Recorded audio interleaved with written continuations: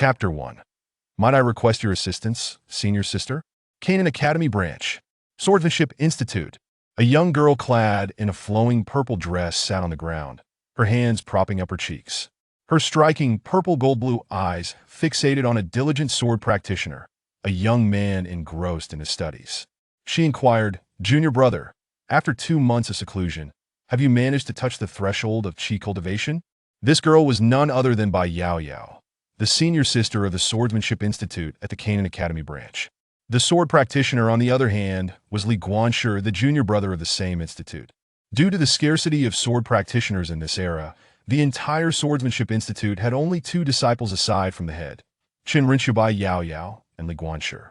Since Li Guanshi entered seclusion, Bai Yao Yao had felt an overwhelming sense of boredom.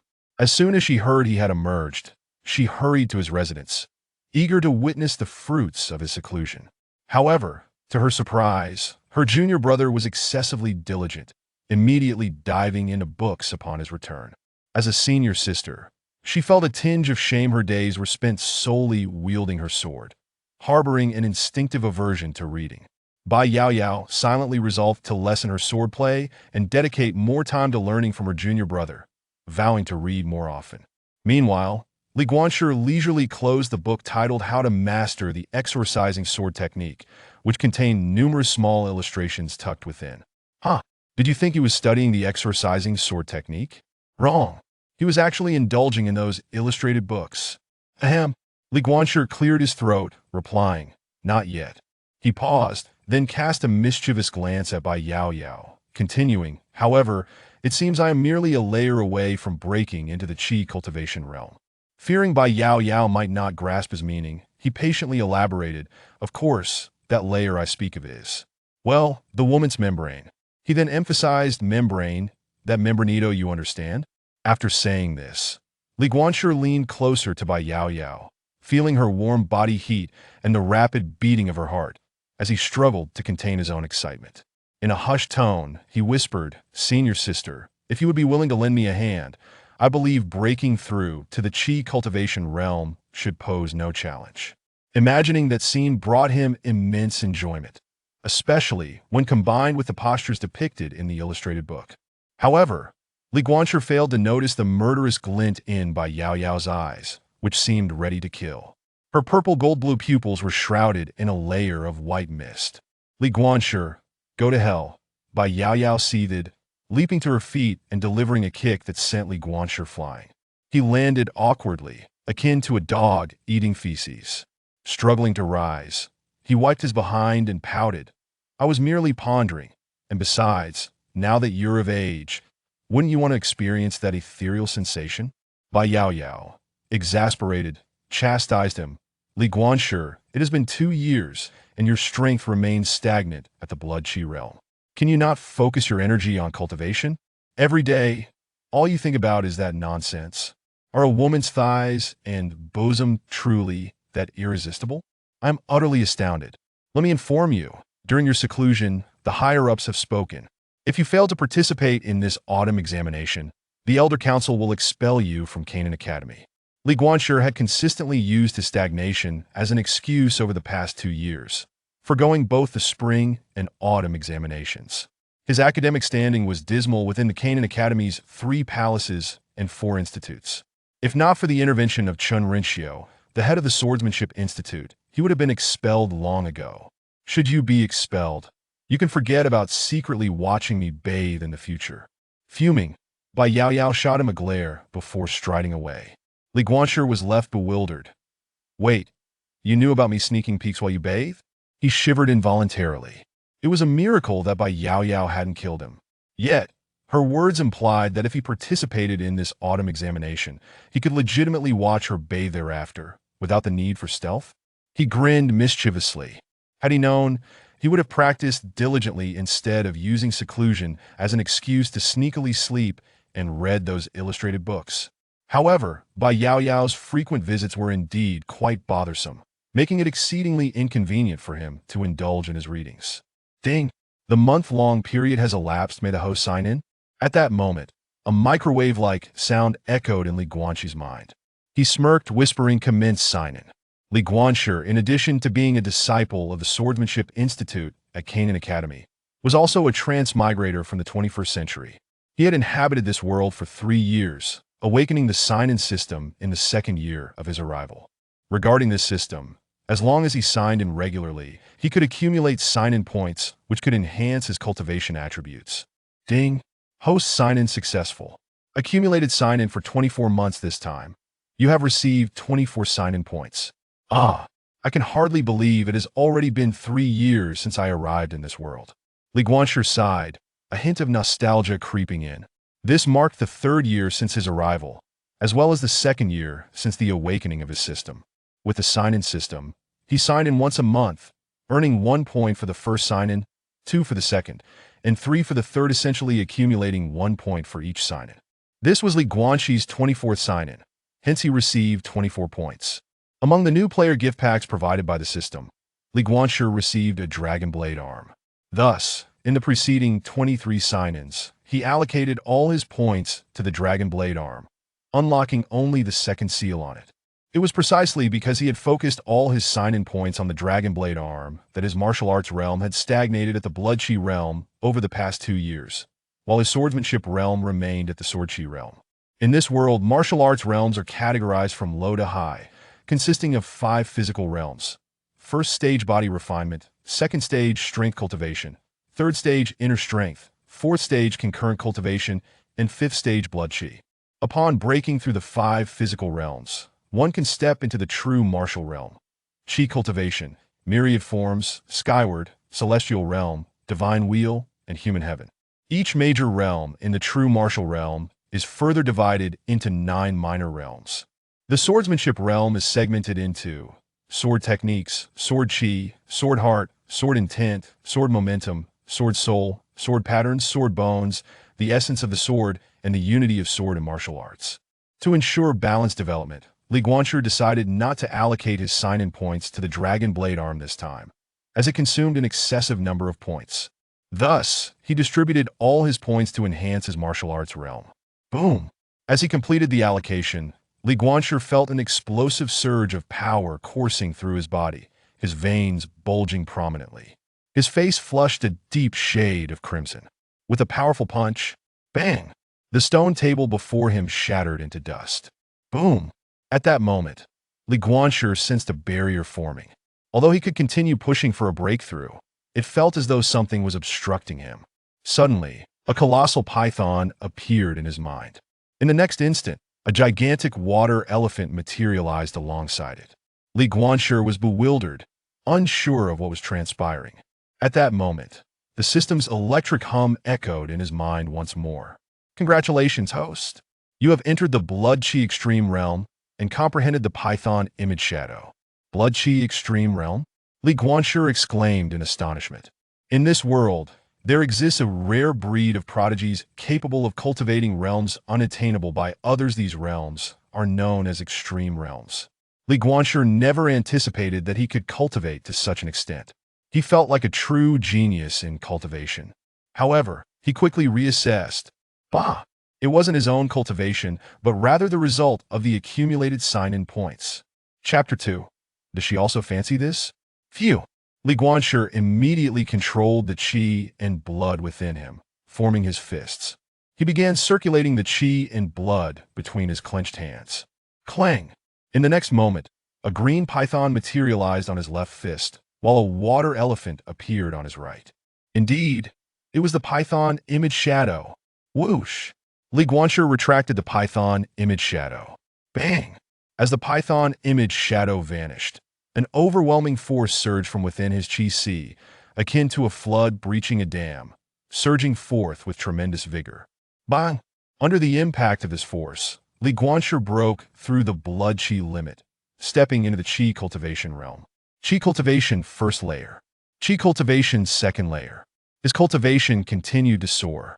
The chi sea within him expanded further. Boom! Eventually, he reached the chi cultivation 6th layer. Huff! Li Guanshi exhaled a breath of turbid air, astonished at the sheer strength of this sign-in point. Merely 24 sign-in points allowed him to break through 6 realms in succession. On average, Every 4 sign-in points facilitated a breakthrough of one realm. Such a breakthrough speed was truly unprecedented. As for whether there would be successors, that Li Guanxi was left in ignorance. Feeling the overwhelming power surging within him, a faint smile graced the corners of Li Guanxi's mouth.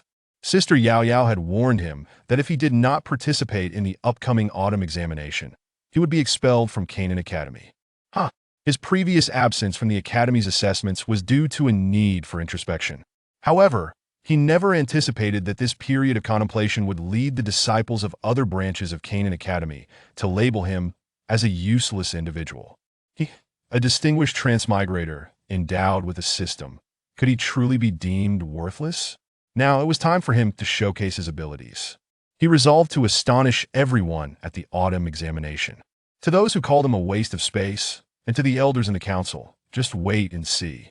He would surely leave you all in awe. Upon leaving his residence, Li Guanxi prepared to visit the scripture pavilion of Canaan Academy. He intended to select a martial technique suited to his capabilities. To become a martial artist, one must reach the chi refining stage, and he had already attained that level. It was somewhat lamentable, however, as his signing-in system was not as generous as those of other transmigrators, bestowing upon them supreme martial arts and extraordinary weapons in abundance. Apart from the Dragon Blade arm gifted in the beginner's package, he had received nothing else over the past 2 years. It merely provided a few attribute points. Thus, he ultimately had to strive for all cultivation resources on his own. As Li Guanxi walked along the path to the scripture pavilion, he noticed a man and a woman approaching him. Li Guanxi paused, casting a fleeting glance at the man, and after confirming his gender, felt no interest whatsoever. It was the woman who caught his eye. She was exquisitely beautiful, draped in a pristine white dress, her slender waist accentuating her graceful figure, and her stunningly lovely face was simply breathtaking.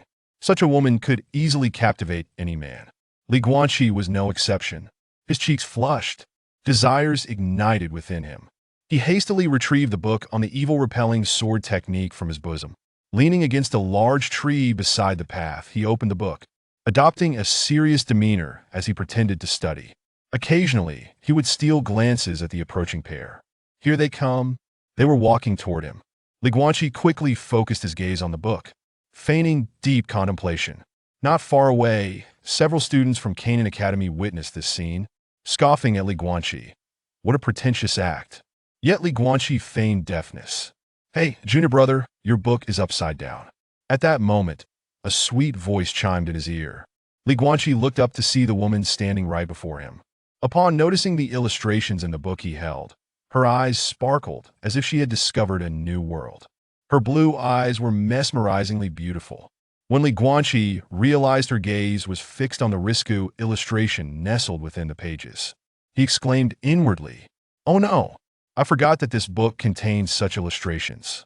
Li Guanxi wore a sheepish grin, quickly closing the book. Anan Shio approached, pointing at the book in his hands, and said, "Junior brother, could I borrow this book?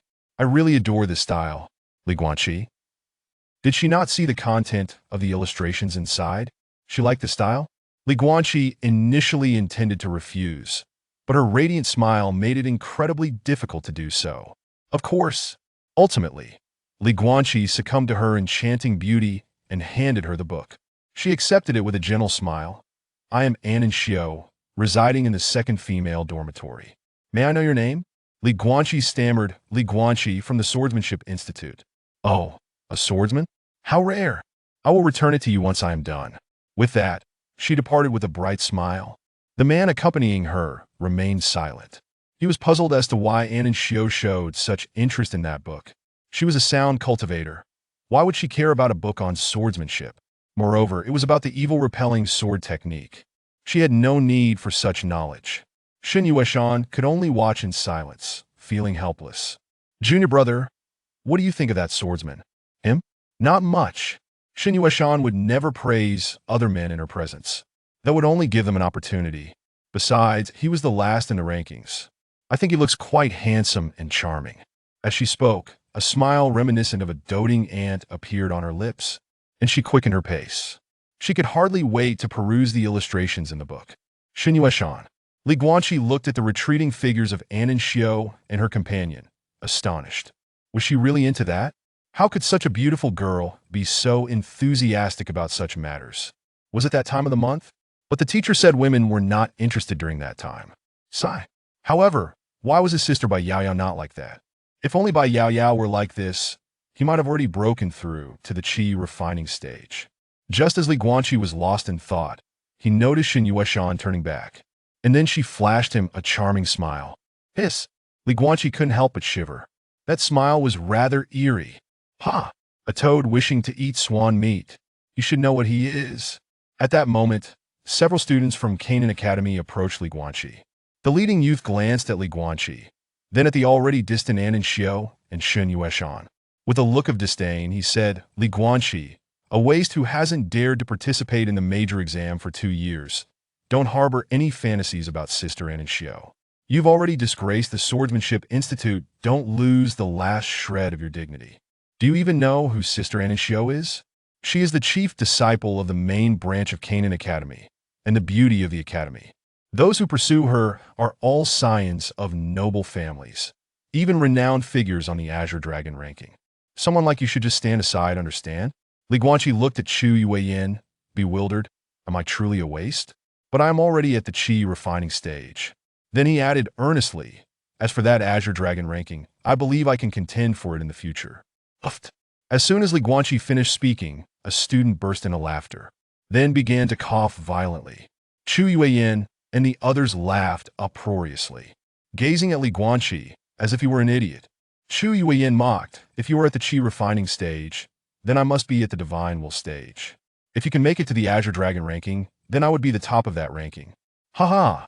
The young men behind Chu Yueyin laughed heartily, as if questioning what right Li Guanqi had to contend for the Azure Dragon ranking. If anyone could make it to the Azure Dragon ranking, then what distinction would remain in this world? It would be a world of complete equality. Chu Yueyin continued to scoff. I see you are not just a waste, but a fool as well. How could Sister An and Xiao possibly have any interest in you? Huh. With that, Chu Yueyin departed with his entourage. Li Guanqi watched as they walked away, sticking out his tongue. What a bunch of lunatics. Chapter 3. The young man in the green robe. After a brief interlude, Li Guanqi arrived at the scripture repository, where a fragrant aroma of books enveloped him. He paused, closed his eyes, and inhaled deeply, silently reciting to himself, Ah, Chi-Chi, how I adore reading, especially those tantalizing little yellow books. He the entrance of the repository. A disciple tasked with its oversight noticed Li Guanqi's silly grin and inquired, Is this your first visit? Upon hearing this, Li Guanqi opened his eyes, offered a gentle smile, and replied, Indeed, senior brother, I have just broken through to the qi refinement stage and wish to select a martial technique suited to myself. The senior brother responded, Since it is your first time here, allow me to briefly explain the repository's rules. There are not many, merely 3, and they are quite simple. However, you must listen attentively. Otherwise, any violation will incur a fine of 30 spiritual crystals. Li Guanqi nodded, understood. First, your current access permits you to read only on the first floor, where you may browse freely. Second, you may borrow only 1 book at a time, which can be taken out of the repository but must be returned within 2 months. Third, no loud talking or disturbances are allowed within the repository, as they may disrupt others' studies. Do you comprehend? Li Guanqi nodded again, I understand. The supervising brother, satisfied, said, You may proceed inside. He then returned to his seat to continue reading earnestly. As Li Guanqi walked past him, he discreetly glanced over and was astonished to see the guardian engrossed in a little yellow book. Wow! A kindred spirit indeed. However, Li Guanqi chose not to disturb him. After all, they were all under 20, still in their youthful phase, and curious about matters of love was entirely normal. Upon reaching the first floor, Li Guanqi found it bustling with people, all diligently absorbed in their reading. In some spots, 2 individuals shared a seat, with a woman perched on a man's lap. A glance revealed the man holding a book in one hand while the other was engaged in more intimate pursuits. Li Guanqi shook his head, thinking, My senior brothers and sisters certainly know how to have fun. While I, Li Guanqi, may have an eye for beauty, I am content to indulge in little yellow books. But those senior students are quite bold. Nevertheless, the repository maintained an atmosphere of profound tranquility. The students within were wholly focused, even as Li Guanchuan passed by those engaged in their clandestine activities. They remained oblivious to his presence. Eventually, after a thorough search, Li Guanchuan found neither the martial technique he sought nor an available seat. The senior brother had mentioned that his access was limited to the first floor, but he had not explicitly stated that he could not ascend to the second, third, or fourth levels to retrieve books. If he were to take a book from the fourth floor down to the first, or borrow it, that would not constitute a violation, would it? It seemed plausible. Thus, Li Guanchuan ascended the stairs in a flurry, making his way directly to the fourth floor. Upon reaching the fourth level, he was met with a stark contrast. It was eerily quiet, even more so than the first floor, which at least had the sounds of footsteps and pages turning. Here, an unsettling silence reigned. Li Guanchuan surveyed the shelves and noticed that the books here were markedly different from those below. The first floor boasted a dazzling array of texts, ranging from the comedic performances of folk artists to the manuals of cultivators, including insights from legendary masters and comprehensive compilations on spirit beasts and fundamental techniques. However, the fourth floor offered a more limited selection. Most strikingly, the covers of these books radiated unique glows, casting the space in a surreal light. It was as if the fourth level could be described as a realm of vibrant indulgence. At that moment, Li Guanchuan found himself momentarily transported back to a bar booth on Blue Star, suddenly missing the delicate thighs of his former class flower, Chu Mingyue. Someone has made it to the fourth floor? A curious voice suddenly pierced the silence, startling Li Guanchuan in this quiet space. The unexpected sound made him feel as though he had encountered a ghost. Turning around, he found a young man in a green robe had appeared behind him without his notice. The boy's complexion was unnaturally pale, reminiscent of someone suffering from a blood disorder. Most notably, he was barefoot, without shoes, and at his waist hung a blade approximately 2 feet long, its black blade gleaming like a beacon in the stillness. To be honest, Li Guanchuan had been in this realm for 3 years and had never encountered nor heard of this individual. However, the boy's demeanor lacked malice. Instead, he bore a friendly expression. Li Guanchuan, feeling indifferent, shrugged. Is it really that challenging to reach the fourth floor? The young man in the green robe replied, Not at all, indeed. It was not difficult. However, ascending to the fourth level required breaking through 3 seals, each increasingly formidable. Upon reaching this level, one must also contend with spatial pressures. Most importantly, prior authorization from the headmaster was necessary to overcome the challenges. For the young man, possessing extraordinary talent, reaching the fourth floor posed little difficulty. Yet he understood that achieving such a feat was not as simple as it might appear. Thus, he had spent 7 or 8 years here, and this was the first time he had encountered anyone else who could reach the fourth level. The young man asked, I am Xue Dongshan. And you? Li Guanchuan replied, Li Guanchuan, from the Sword Dao Academy. Xue Dongshan responded, Oh, a sword cultivator? Li Guanchuan nodded, Yes. Xue Dongshan grasped the hilt of his blade. Care for a spar? Li Guanchuan was taken aback. Are you a combat enthusiast? He hastily waved his hands. No, no, no. This is the scripture repository. The supervising brother warned me against any loud disturbances or fighting within. Xue Dongshan, puzzled, inquired, Is there such a rule? Li Guanchuan nodded vigorously indeed.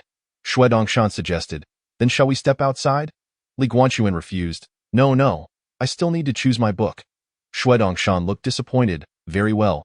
As Li Guanchuan glanced up, he noticed that Xue Dongshan had vanished without a trace. How elusive! A chill ran down Li Guanchuan's spine. He decided to hastily select a book and leave, for this eerie place felt far from welcoming. Raising his gaze, he spotted a book emitting a green glow on the shelf before him. The Dragon and Phoenix Play with Pearls. Merely a dual cultivation martial technique. That moment, for reasons unknown, the visage of Anan Xiao suddenly flashed in his mind. Whoa! Li Guanchuan quickly shook his head. This book seemed to induce hallucinations. He promptly turned to walk away. Just then, an unexpected cold breeze swept through, causing him to shudder involuntarily and nearly lose his balance. Goodness! This place truly feels uninhabitable. In the instant he was about to stumble, he noticed a book carelessly tossed between the shelves.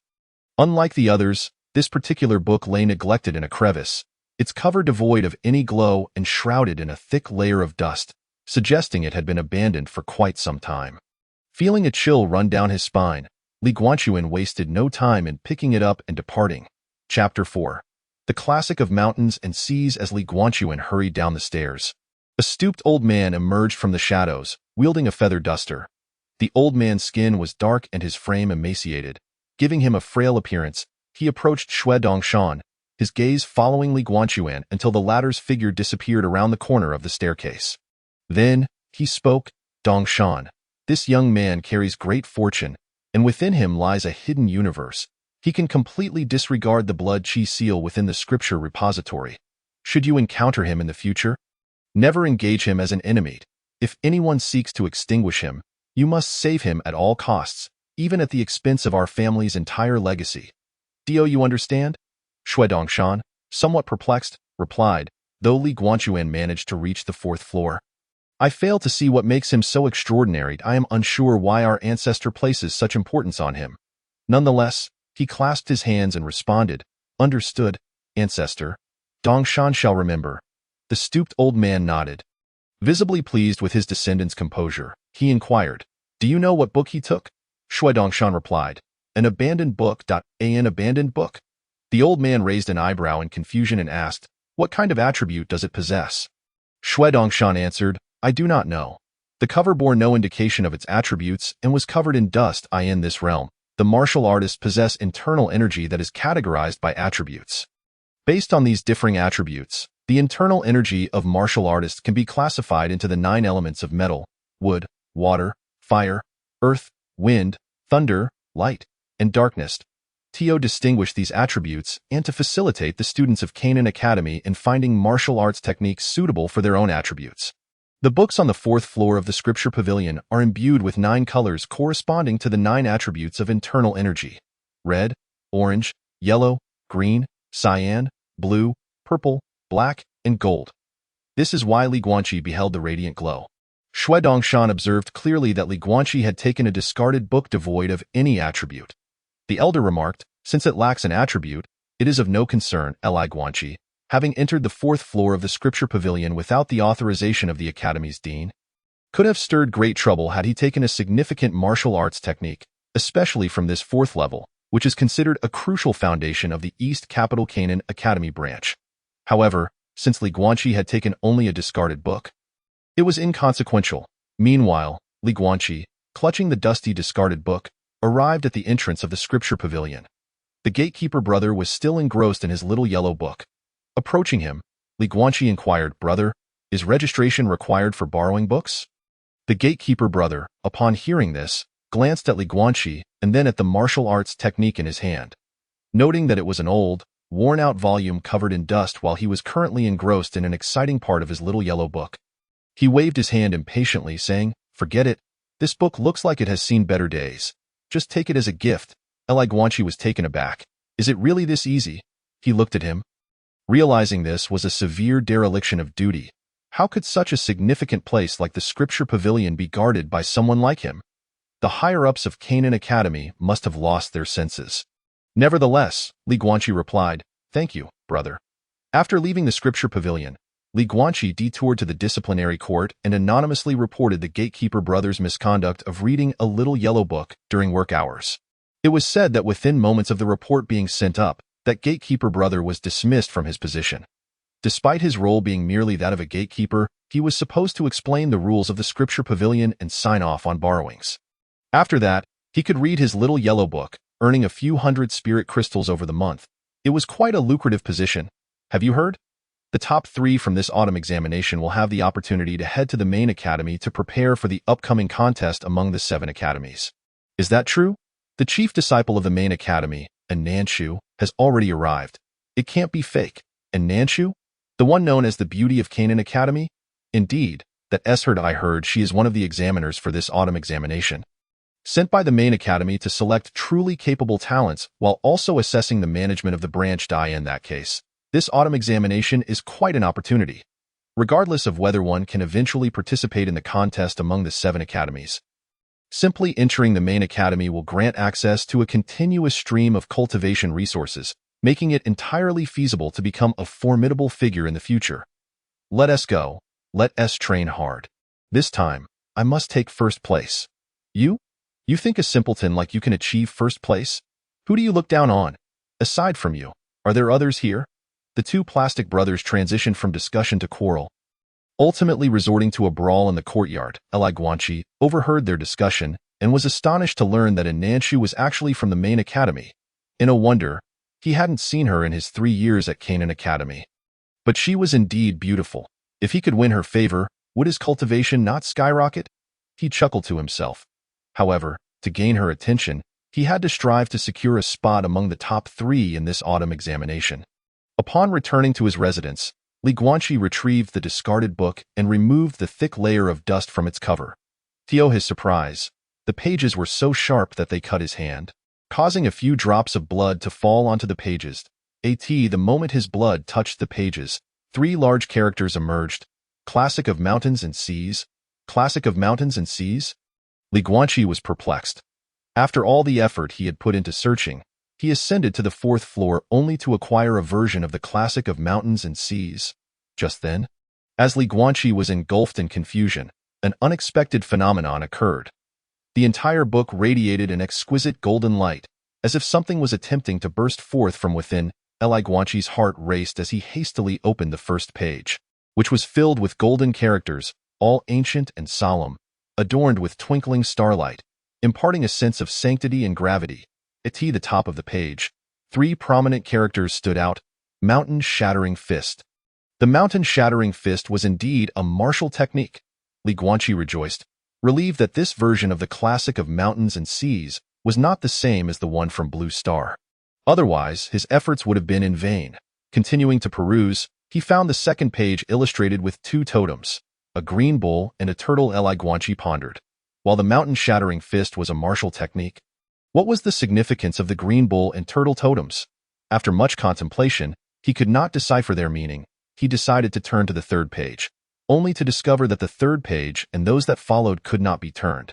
Could it be that I lack sufficient blood? He muttered to himself. Without hesitation, he let more blood drip onto the pages, yet the outcome remained unchanged.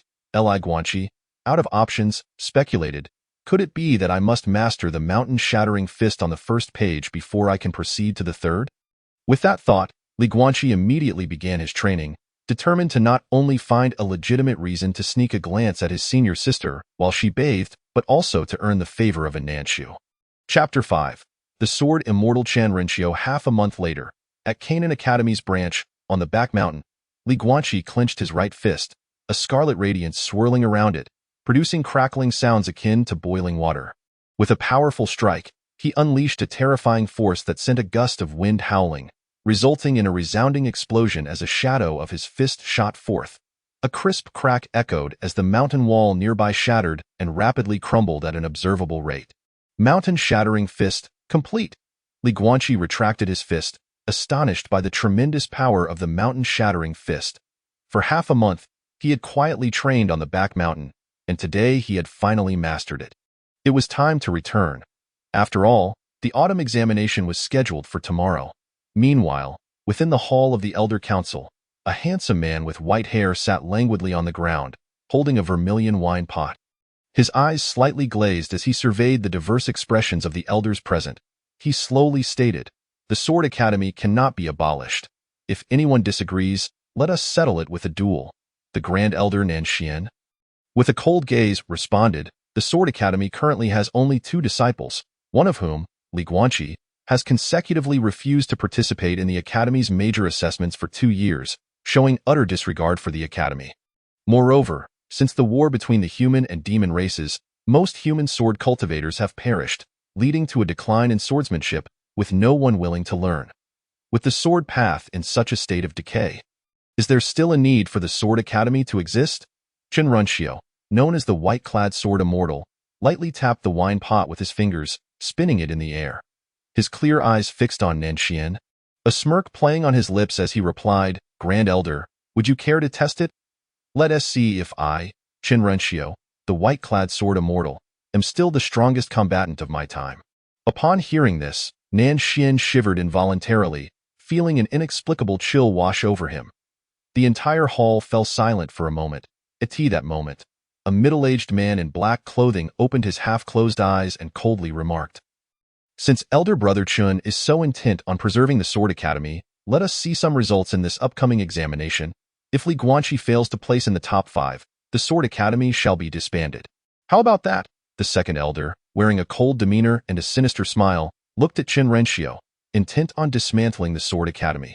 Chen Renshio, glancing around at the other elders who remained silent, realized they tacitly agreed with the second elder's proposal. He rose, saying, "Fine, top 5 it is. Just wait and see." With that, he shouldered the wine pot and vanished in the blink of an eye.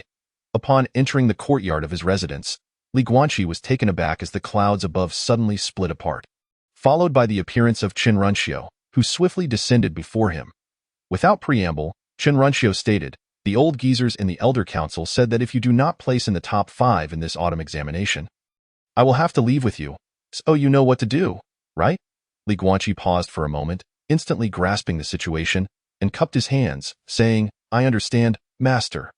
Chen Renshio nodded slightly, affirming that the youth was indeed teachable. After finishing his words, he took a hearty swig from the wine jug, preparing to depart, but suddenly turned back and inquired, "Have you taken my newly authored sword manual?" Upon hearing this, Li Guanxi immediately recognized that Chen Renshio was referring to the manual detailing the practice of the evil-repelling sword technique. He quickly shook his head in denial, stating, "I have no interest in your writings." Chen Renshio took another deep gulp of wine and remarked, "Isn't that for the best?" With that, he turned and vanished into the horizon. Witnessing Chen Renshio's retreating figure, Li Guanxi's expression shifted dramatically. The elder's court was exceedingly tyrannical. Expelling him from the academy was one matter, but they even intended to force his mentor to leave alongside him. It seemed that he could no longer afford to remain low profile in the upcoming autumn examination. The next day heralded the annual autumn examination at the Canaan Academy. The disciples of the academy rose early to engage in their morning training. Those who ranked among the top 3 in this examination would earn the opportunity to enter the main academy. Even if one failed to gain admission, achieving a commendable rank would suffice for boasting upon returning home. Moreover, the examination provided a chance to compete with others or observe their contests, allowing those with exceptional talent to benefit from the experience. Thus, the disciples of the academy were filled with fervor. Gathering in droves in the square. The square was teeming with people, arranged by the factions of the 3 palaces and 4 institutes. The high-ranking officials of East Capital's Canaan Academy were also present. With the heads of the 4 institutes, the masters of the 3 palaces, and various esteemed mentors seated upon the platform in the martial arena, thousands of tables were arranged with meticulous order, creating a truly magnificent spectacle. The observation platforms on either side were equally crowded. Canaan Academy was the grand institution of the southern state and the ruler of the 12 capitals of the southern state. Students admitted to Canaan Academy were either scions of noble families or individuals of extraordinary talent. Thus, each year's examination attracted a multitude of spectators. Particularly for this examination, which determined the number of spots available in the main academy, the turnout was exceptionally high. Shun Yueshan from the Martial Arts Institute had ranked first for the past 2 years. It remained to be seen what stunning performance he would deliver this time, likely securing one of the coveted spots in the main academy. Additionally, there was Chu Liuxiang from the Chu family. Although not as outstanding as Shen Yueshan, he had consistently ranked alongside him, making him another favored contender. Rumor had it that Murong Shanghui's young master, Murong Jin, had already attained the realm of myriad forms. It was uncertain whether he could shake Shen Yueshan and Chu Liuxiang from their top positions this year. Is it true? At such a young age, he's reached the realm of myriad forms? How could it be false? This was proclaimed by President Murong himself. However, it was said that a mysterious figure would also be participating in this autumn examination. Who? Shui Dongshan, the closed-door disciple of Zhao Wuji? The president of East Capital's Canaan Academy, Shui Dongshan? The young man who entered the 4th floor of the Scripture Pavilion 4 years ago. Indeed, that very same individual. After entering the 4th floor, he was taken in as a closed-door disciple by President Zhao and subsequently seemed to vanish from public view. His sudden reappearance likely signifies a formidable rival for Chu Liuxiang and others. Nonetheless, regardless of the circumstances, it was expected that Li Guanxi from the Sword Path Institute would still rank last. Ha ha ha! I nearly forgot about that person. To rank last for 2 consecutive years requires a certain degree of ability. Had it been anyone else, they would have long since lost the courage to remain at Canaan Academy. Indeed, with the sword path in such decline, one wonders what President Zhao was thinking when he made an exception to establish the Sword Path Institute for someone relegated. Yet, after 3 years, there have only been 2 disciples. If Li Guanchi ranks last again this time, the Sword Path Institute may very well face closure. Li Guanchi was indeed rather inept, but that Bai Yao Yao possessed some commendable talent for cultivation. The crowd buzzed with discussion. Although they were outside the academy, they were quite familiar with the students who held some renown within. After all, students of Canaan Academy represented the future of the southern state and the source of strength for various families and factions. However, for Li Guanchi to be widely known as the last for 2 consecutive years was somewhat of a legendary status in its own right. Thus, a lesson emerged: if one desires fame and cannot achieve the honor of being first, then one might as well settle for being last. Chapter 6. I, Li Guanchi, shall not abide by martial ethic. Silence. At that moment, a voice resonated across the square. A middle-aged man rose from the foremost seat and stepped to the front of the platform. This man was none other than the Grand Elder of East Capital's Canaan Academy, Nan Xian. Though he spoke softly, his voice echoed throughout the square, reaching every ear present. It was said that Nan Xian had reached the Cave Heaven realm and established the 4 great cave heavens. His prowess second only to President Zhao Wuji. Consequently, in President Zhao's absence, all matters within the academy were entrusted entirely to this Grand Elder. Nan Xian's voice continued to resonate. The annual autumn examination is about to commence. Yet this year's examination holds significance beyond previous occasions. This time, it is not merely a simple test of skill. Those who place in the top 3 will have the opportunity to enter the main academy and participate in the selection for the 7 Academy Tournament of the Eastern region. He then invited the chief examiner, Nuncio, to provide further details regarding the examination. Nuncio stepped forward, adorned in a flowing black gown that accentuated her presence. Standing on the platform, her aura rivaled that of Nan Xian. Exuding an elegance that contrasted sharply with her previous approachable demeanor, now appearing quite solemn. She gently parted her lips. I am Nuncio, the chief disciple of the main academy. My purpose for coming to East Capital is to select suitable candidates for the upcoming 7 Academy Tournament, which occurs once every 10 years in the Eastern region. The rules for this examination remain unchanged from previous years. Participants will be divided into 4 groups for preliminary rounds through a draw. The first place from each group will advance to the finals, culminating in the crowning of a champion. Furthermore, there is one exception. Zhao Wuji's closed-door disciple, Xue Dongshan, is exempt from competition as he has already secured his place in the main academy. Therefore, for East Capital's Canaan Academy branch, only 2 spots in the main academy are available, meaning only the top 2 can qualify. With Nuncio's declaration, chatter erupted among the crowd. It was unexpected that Xue Dongshan would advance directly without participating in the competition. Some people were indeed born into victory, while others might toil their entire lives and still not measure up to another's toes. He? Li Guanchi suddenly recalled the barefoot youth wielding a cleaver whom he had encountered on the 4th floor of the scripture pavilion. He had not anticipated that this individual could directly enter the main academy. Next came the grouping. Li Guanchi found himself placed in the 2nd group, while Bai Yao Yao was assigned to the 3rd. Just then, the voice of the judging mentor rang out from the 2nd group's contest platform. Who will be the first to step up for the 2nd group? As the mentor's words fell, a young man in a blue robe leaped onto the contest platform with remarkable speed. It was none other than Chu Luyin, who had previously mocked Li Guanchi. Upon taking the stage, Chu Luyin fixed his gaze on the crowd of the 2nd group and bellowed. I am Chu Luyin of the Chu family. Who dares to stand against me? Come up, ha ha ha. Chu Luyin hailed from one of the 2 major families in East Capital. Bolstered by the Chu family's influence, he had grown up arrogant and overbearing, feeling untouchable. His brother, Chu Liuxiang, was one of the celebrated figures in East Capital. Thus, no one dared to challenge him for a long while. After a prolonged silence, the judging mentor remarked, does no one in the 2nd group dare to challenge the 2nd young master of the Chu family? If no one steps up by the count of 10, then the qualification for the finals will go to the 2nd young master of the Chu family. Observing the crowd's hesitance, Chu Luyin laughed heartily. What a bunch of cowards, I will. Just as everyone was at a loss, a voice emerged from the throng of the 2nd group. Li Guanchi, the one who has ranked last for 2 consecutive years, dares to challenge the 2nd young master of the Chu family? He must be seeking his own demise. The crowd cast incredulous glances at Li Guanchi as he ascended the platform. The Grand Elder on the platform regarded Chen Renshio with a peculiar expression. How foolish! A last-place contender has the audacity to challenge the young master of the Chu family. appears the Sword Path Institute is destined for dissolution. The other elders wore smug expressions, eagerly awaiting the spectacle. Chen Renshio lounged lazily in his chair, took a swig from his wine jug, and nonchalantly remarked, "It hasn't even begun. So why all the barking?" Nanxian, infuriated, found himself at a loss in dealing with Chen Renshio. On the contest platform, Chu Luin, seeing Li Guancher's audacity to take the stage, didn't spare him a glance. Instead, he pointed at Li Guancher and shouted to his entourage below, "Look, the last place contender dares to challenge me. Did you see that? The last place contender dares to challenge me? Ha ha ha." Li Guancher disregarded Chu Liuin's antics and turned to the judging minter, asking, "Shall we begin?" The judging minter stepped aside. "You may start at any time." Bang!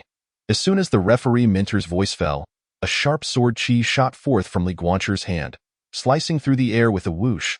Before Chu Luyin could react, his younger brother was instantly severed by the deadly blade. Blood sprang forth. Pfft. Chu Luyin spat a mouthful of essence blood, clutching at his lower body in agony, only for the pain to intensify, causing him to convulse violently before collapsing to the ground. His malevolent gaze fixed firmly on Li Guancher. "You do not adhere to martial ethics." Meanwhile, those gathered at the examination platform, including the spectators and the host, were utterly petrified, their eyes glued to the second Group S competition stage. Even Chen Renshio, who had been sipping wine, stood up in shock. The referee minter, standing at the edge of the stage, was momentarily stunned, struggling to comprehend the scene before him.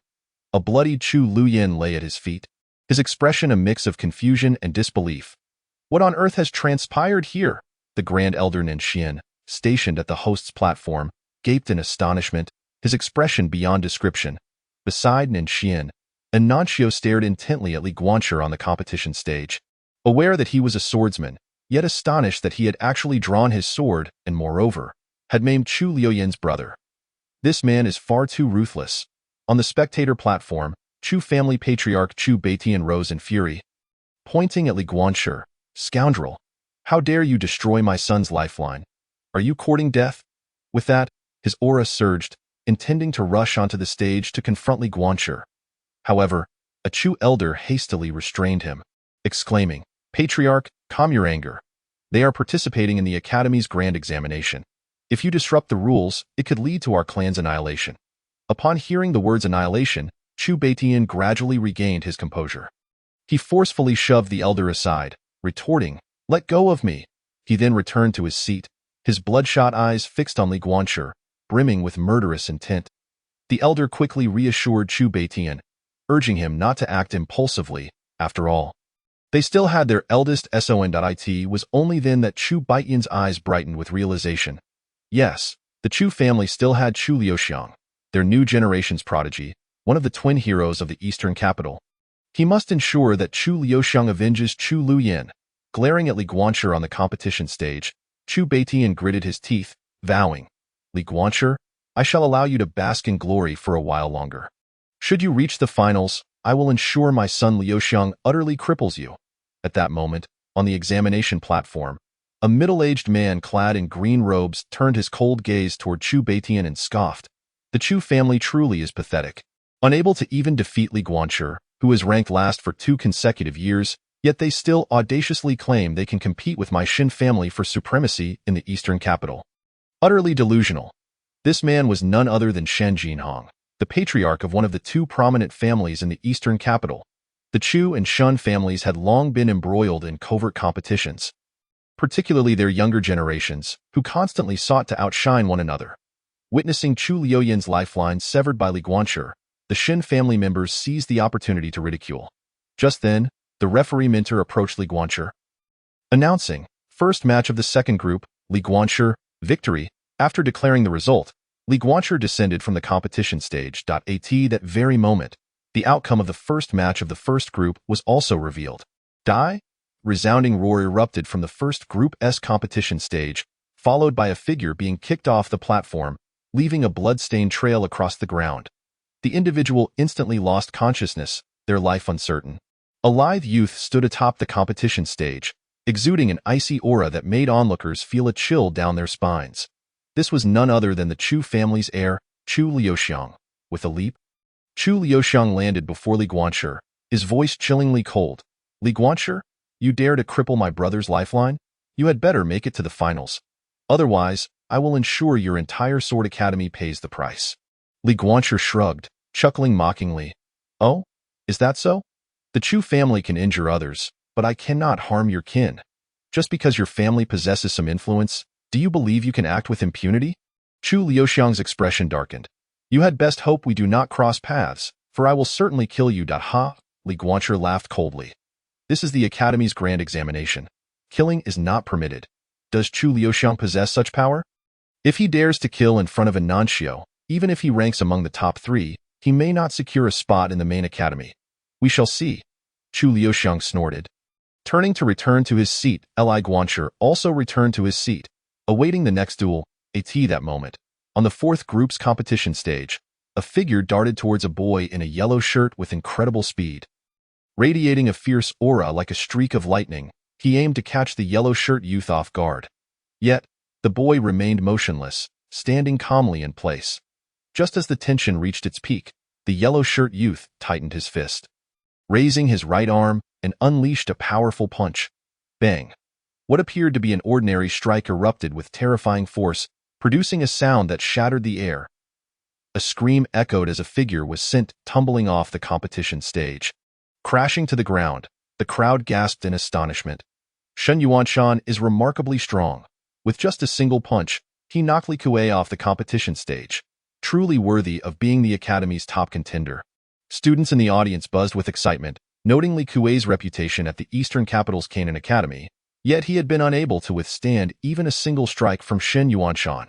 Observing Shen Yuanshan, Shen Jinhong wore a satisfied smile, then turned to Chu Baitian, declaring, My Shen family's offspring are undeniably formidable, unlike certain individuals who lost their lifeline to a mere sword chi. Ha. Following Shen Jinhong's proclamation, the elders beside him joined in mocking the Chu family. Chu Baitian retorted, Do not be too smug, for my son Liu Yin's defeat is solely due to an opponent's lack of martial ethics. Otherwise, we would not know who would emerge victorious. He shot a cold glance at Li Guanshi, his eyes brimming with malice. Yet, at that moment, Li Guanshi's attention was wholly focused on the competition stage of the 3rd group, whereby Yao Yao was preparing to face her first opponent. Opposite her stood a boy in a blue robe, around 16 or 17 years old. The blue-robed youth clasped his fists before Bai Yao Yao, saying, Senior Sister Yao Yao, please enlighten me. As soon as he finished speaking, he stepped forward, summoning fierce flames that erupted into existence, crackling with energy. In an instant, the crowd beheld a fire python coiling around the blue-robed youth. Its fiery breath directed toward Bai Yao Yao, creating an extremely intimidating sight. The temperature in the vicinity soared as the protective formation on the competition stage sizzled under the heat. This student hailed from the Alchemy Academy and specialized in fire manipulation. Go! The blue-robed youth shouted, sending the fire python hurtling toward Bai Yao Yao. Meanwhile, Bai Yao Yao gripped her 3-foot-long sword, surrounded by a tempest of sword chi, each strand razor-sharp, preventing the air from nearing her. Remaining motionless, Bai Yao Yao thrust her sword forward, unleashing a strike that pierced the heavens. Boom! As her words faded, hundreds of sword lights cascaded from above, converging in the air to form a massive sword shadow stretching an impressive 10 meters. The colossal sword shadow crashed against the fire python with tremendous force, producing a sound akin to metal colliding against stone that resonated throughout the space. Yet, before the immense sword shadow, the fire python proved utterly futile. Disintegrating in an instant, a powerful shockwave radiated from the epicenter of the clash, causing the entire competition stage to tremble violently. Had it not been for the protective arrays already established around the stage, countless spectators would have been in peril. The disparity in strength between Shen Yuanshan and Bai Yao Yao was immediately apparent. In the next moment, Bai Yao Yao's figure flickered, appearing before the blue-robed youth in an instant. With a palm strike, she sent him flying. Bang! The blue-robed youth was struck by Bai Yao Yao's palm force, hurtling backward and landing beneath the competition stage. Bai Yao Yao emerged victorious. Nanxio watched Bai Yao Yao on the stage, glancing at Chen Ranxio, pondering. Is this truly Chen Sherbua's prized disciple Bai Yao Yao? Her swordsmanship talent is indeed extraordinary. In this era, the art of swordsmanship has declined. Throughout the Eastern domain, only their Canaan Academy retains a semblance of its legacy. However, the number of practitioners is woefully sparse. After all, achieving success in swordsmanship is exceedingly arduous. Presently, Chen Ranxiu, once a white-clad sword cultivator, is said by his master to have shattered his sword heart during the battle against the demon race. Rendering him a mere shadow of his former self. It is precisely for this reason that he has been relegated to the small eastern capital by the Central Academy.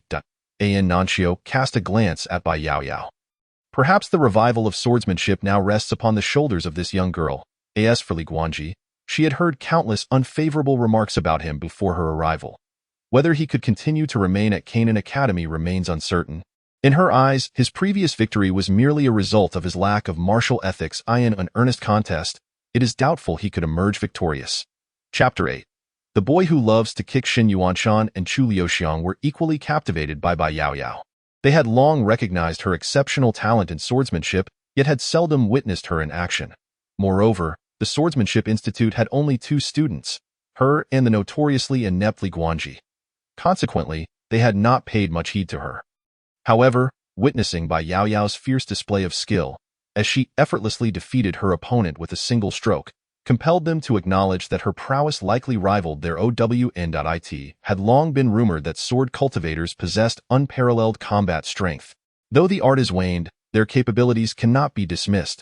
Before long, the first round of the preliminary matches for Groups 1, 3, and 4 concluded.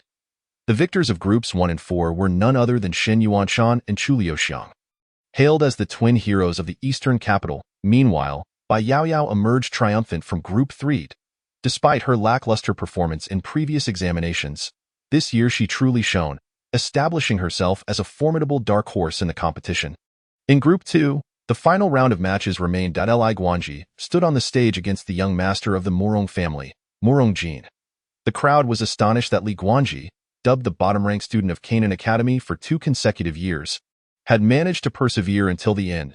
On the competition platform, Li Guanji stood quietly, having won each of his prior matches through unexpected tactics, revealing no significant cards up his sleeve. In several instances, he had resorted to a strategy of attrition, causing his opponents to lose heart and concede. He left the audience with an impression of lacking martial integrity, yet they found themselves unable to counter him. Morong Jin regarded Li Guanji with utmost caution, having attentively observed each of his matches. Thus, neither of them made a move, resulting in the prolonged standoff on the competition platform, which was why, while other groups had concluded, Group 2 remained in limbo. Come on! The parents in the audience could no longer bear to watch and began to urge the 2 to finish their match, eager for the finals. Yet, the 2 stubbornly continued their standoff. Morong Jin, growing increasingly impatient, finally uttered a provocation. Waste? Come on! Yet, Li Guanji remained expressionless, exuding an air of indifference. Morong Jin's frustration mounted as he detested Li Guanji's demeanor. In a flash, Morong Jin decided to strike, swiftly moving to confront Li Guanji. With a kick infused with a gust of energy, he unleashed a powerful blow. The resulting force enveloped Li Guanji's space, making any attempt to escape futile. The audience, parents from the Morong family, the Chu family, and the Shen family, watched in anticipation, convinced that Morong Jin's kick would secure victory. On the judging platform, the elders of Canaan Academy displayed expressions of delight, as they were determined to eradicate the Swordsmanship Institute. For 2 years, it had squandered the Academy's training resources.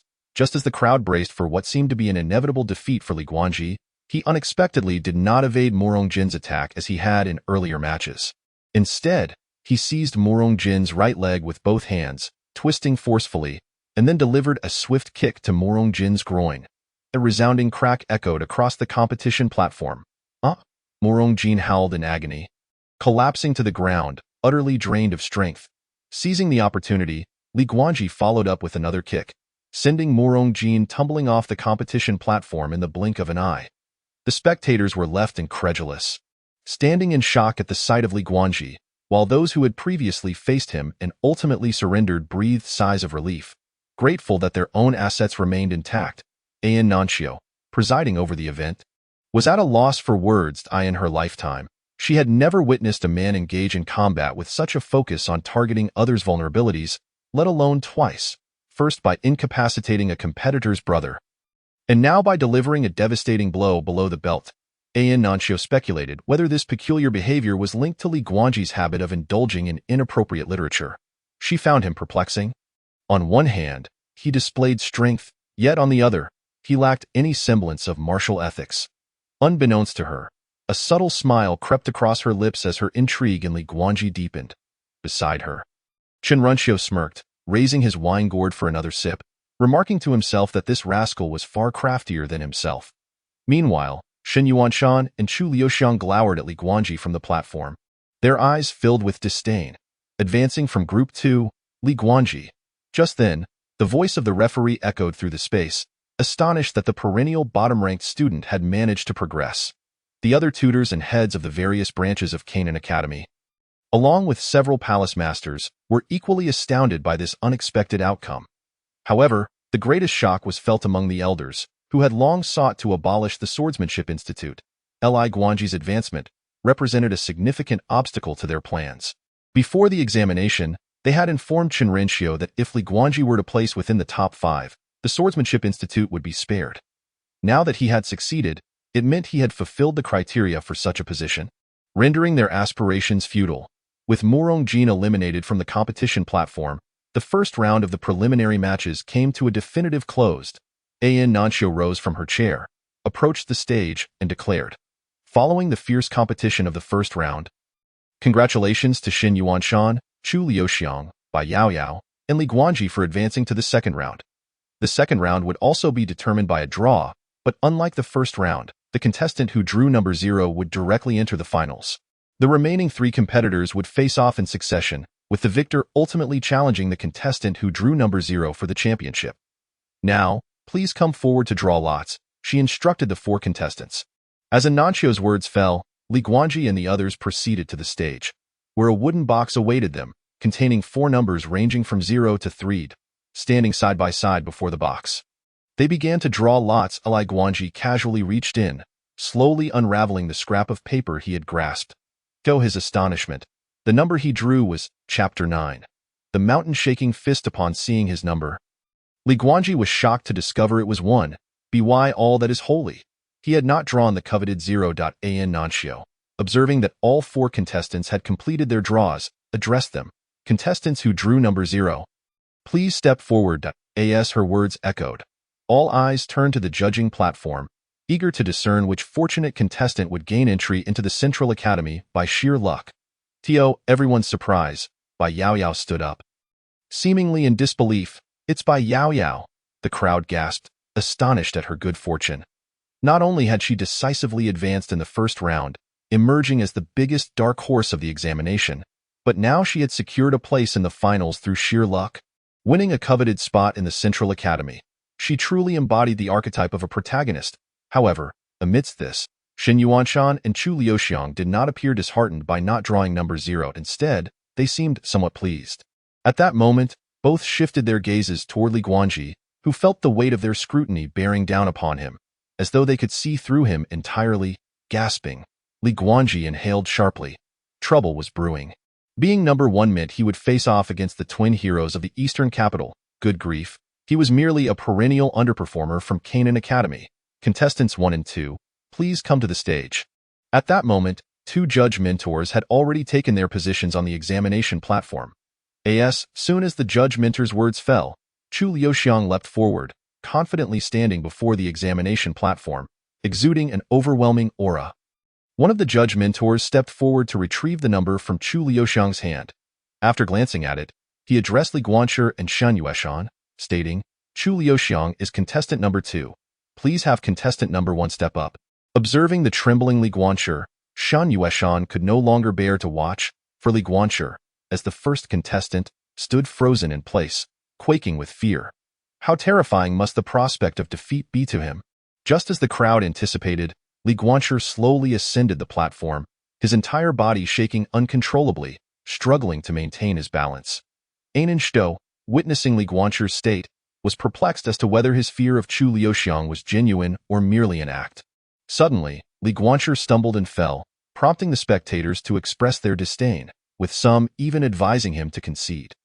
After all, Chu Liuxiang was one of the twin prodigies of the Eastern capital, the heir of the esteemed Chu family, who had access to boundless resources for cultivation since childhood, far beyond what someone like Li Guanshi, devoid of any backing, could compare to. As Chu Liuxiang observed Li Guanshi on the examination platform, he drew a dagger from within his robes and tossed it at Li Guanshi's feet, a sinister smile curling at the corners of his mouth as he sneered, "Li Guanshi, if you wish to avoid an embarrassing defeat, simply castrate yourself now, and I shall allow you to surrender. Otherwise, prepare to spend the rest of your days confined to a wheelchair." As his words echoed, an oppressive force emanated from him, bearing down on Li Guanshi. The latter's lips twitched as he felt the overwhelming pressure, and to everyone's astonishment, he bent down to pick up the dagger. Chu Liuxiang burst into laughter at the sight, realizing that Li Guanshi was indeed a coward. Yielding to a mere threat without a trace of masculinity, the parents observing from the platform shared similar sentiments, expressing contempt. While a man should not be arrogant, he must possess a backbone. Yet, Li Guanshi displayed neither pride nor fortitude. Even the head of the Chu family, Chu Baitian, was laughing maniacally, incredulous that someone would dare to provoke the Chu family in such a manner. Suddenly, a sharp sound pierced the air, and the crowd gasped as a dagger flew towards Chu Liuxiang, aimed directly at his most vulnerable point. Caught off guard, Chu Liuxiang felt his formidable aura being disrupted by an inexplicable force, and before he knew it, a flash of white light was hurtling toward him. He dodged just in time, but not without sustaining a wound as the dagger pierced his trousers. Li Guanshi looked at Chu Liuxiang with disappointment, exclaiming, "Oh no, I missed." Chu Liuxiang glanced down at his injury, his cold gaze fixating on Li Guanshi, rage boiling within him as he bellowed, "Li Guanshi, you seek death." With that, he propelled himself forward, swiftly closing the distance to Li Guanshi, delivering a powerful strike with his palm. Li Guanshi merely scoffed, forming a fist with his right hand and stepping forward to counter with a punch of his own. The collision of their fists produced a resounding crack, and the surrounding air crackled with energy. To everyone's astonishment, Chu Liuxiang was sent staggering back several dozen steps, while Li Guanshi remained steadfast, like an ancient tree with deep roots. How could this be? Chu Liuxiang steadied himself, disbelief etched on his face. For the force behind Li Guanshi's blow was astonishingly potent, shimmering with a faint golden light. How could someone who had ranked last possess such formidable power? The parents at the observation platform were equally taken aback. And even Shan Yueshan stood frozen in astonishment. Was it truly possible that Li Guanshi, previously considered the weakest, could withstand Chu Liuxiang's attack? At that moment, Li Guanshi surged forward, harnessing his momentum to launch an assault. His right fist radiated a brilliant crimson glow as he concentrated his energy. Recognizing the sheer force behind Li Guanshi's strike, Chu Liuxiang's expression shifted dramatically, and he could no longer afford to underestimate him. He quickly positioned himself defensively, crossing his arms to block. The impact of Li Guanshi's punch resonated with a thunderous roar, sending shockwaves through the air, forcing Chu Liuxiang back several paces. With unrelenting determination, Li Guanshi followed up, unleashing a barrage of strikes, each one a terrifying manifestation of power. The crowd watched in awe as Chu Liuxiang, unable to defend himself, was struck with devastating force, in a moment of chaos. A sickening crack echoed through the arena, and Chu Liuxiang's body was sent hurtling through the air, crashing onto the examination platform and leaving a gruesome trail of blood in his wake. His hands were left bloodied and broken, the sheer force of Li Guanshi's attack shattering his bones.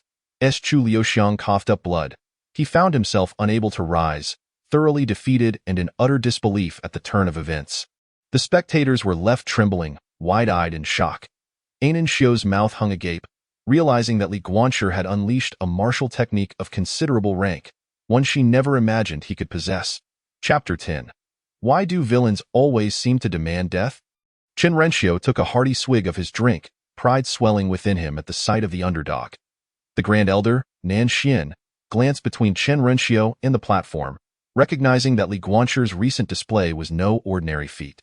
He pondered how Li Guanshi had acquired such advanced martial skills, suspecting that they must have been a gift from Chen Renxiu, who remained composed despite the unfolding drama. Donghui's son, Chu Baitian, head of the Chu family, nearly fainted at the realization that his younger son had been so thoroughly defeated in the preliminary round by Li Guanshi. He had anticipated that Chu Liuxiang would dominate this match. Yet the tables had turned dramatically. Seething with rage, Chu Beitian glared at Li Guanshi, wishing nothing more than to exact revenge. Had Li Guanshi concealed his true strength for the past 2 years? Waiting for this moment to astonish everyone, meanwhile, Shen Yueshan began to re-evaluate Li Guanshi, abandoning any notions of underestimation. Previously, he had dismissed Li Guanshi due to his consistently poor performance, but now, witnessing his prowess in the finals, it was clear that the boy was no longer hiding in the shadows. "Son, do not let your guard down," warned Xin Jinghong, head of the Xin family, his expression grave.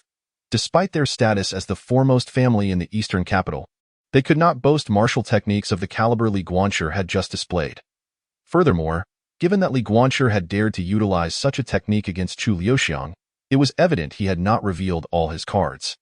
After all, he was a disciple of the Sword Path Academy, mentored by the renowned white-clad sword immortal, Qin Renxiu.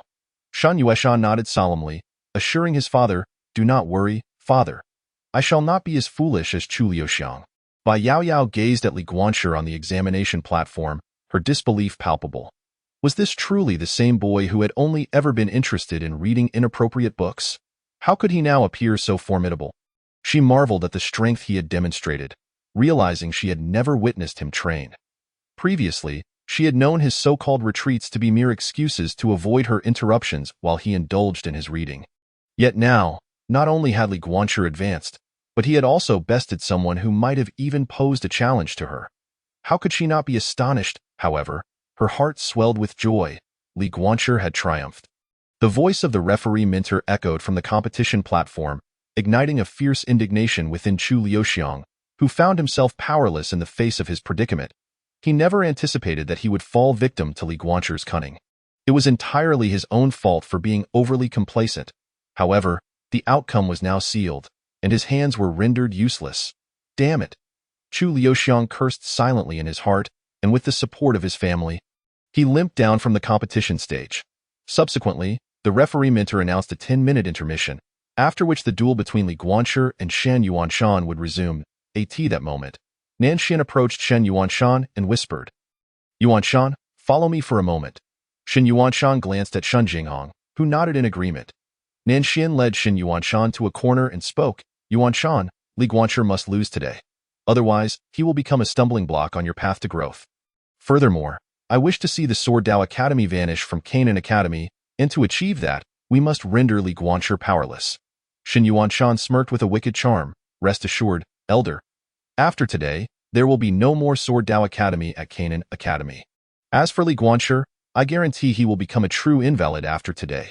Nanshan exchanged a knowing smile with Shen Yuanshan. "Good. As long as you accomplish this today, the Shen family will have my protection." Shen Yuanshan bowed and smiled. "Thank you, Elder." In truth, regardless of whether the Elder sought him or not, Li Guanshi was destined to become an invalid today.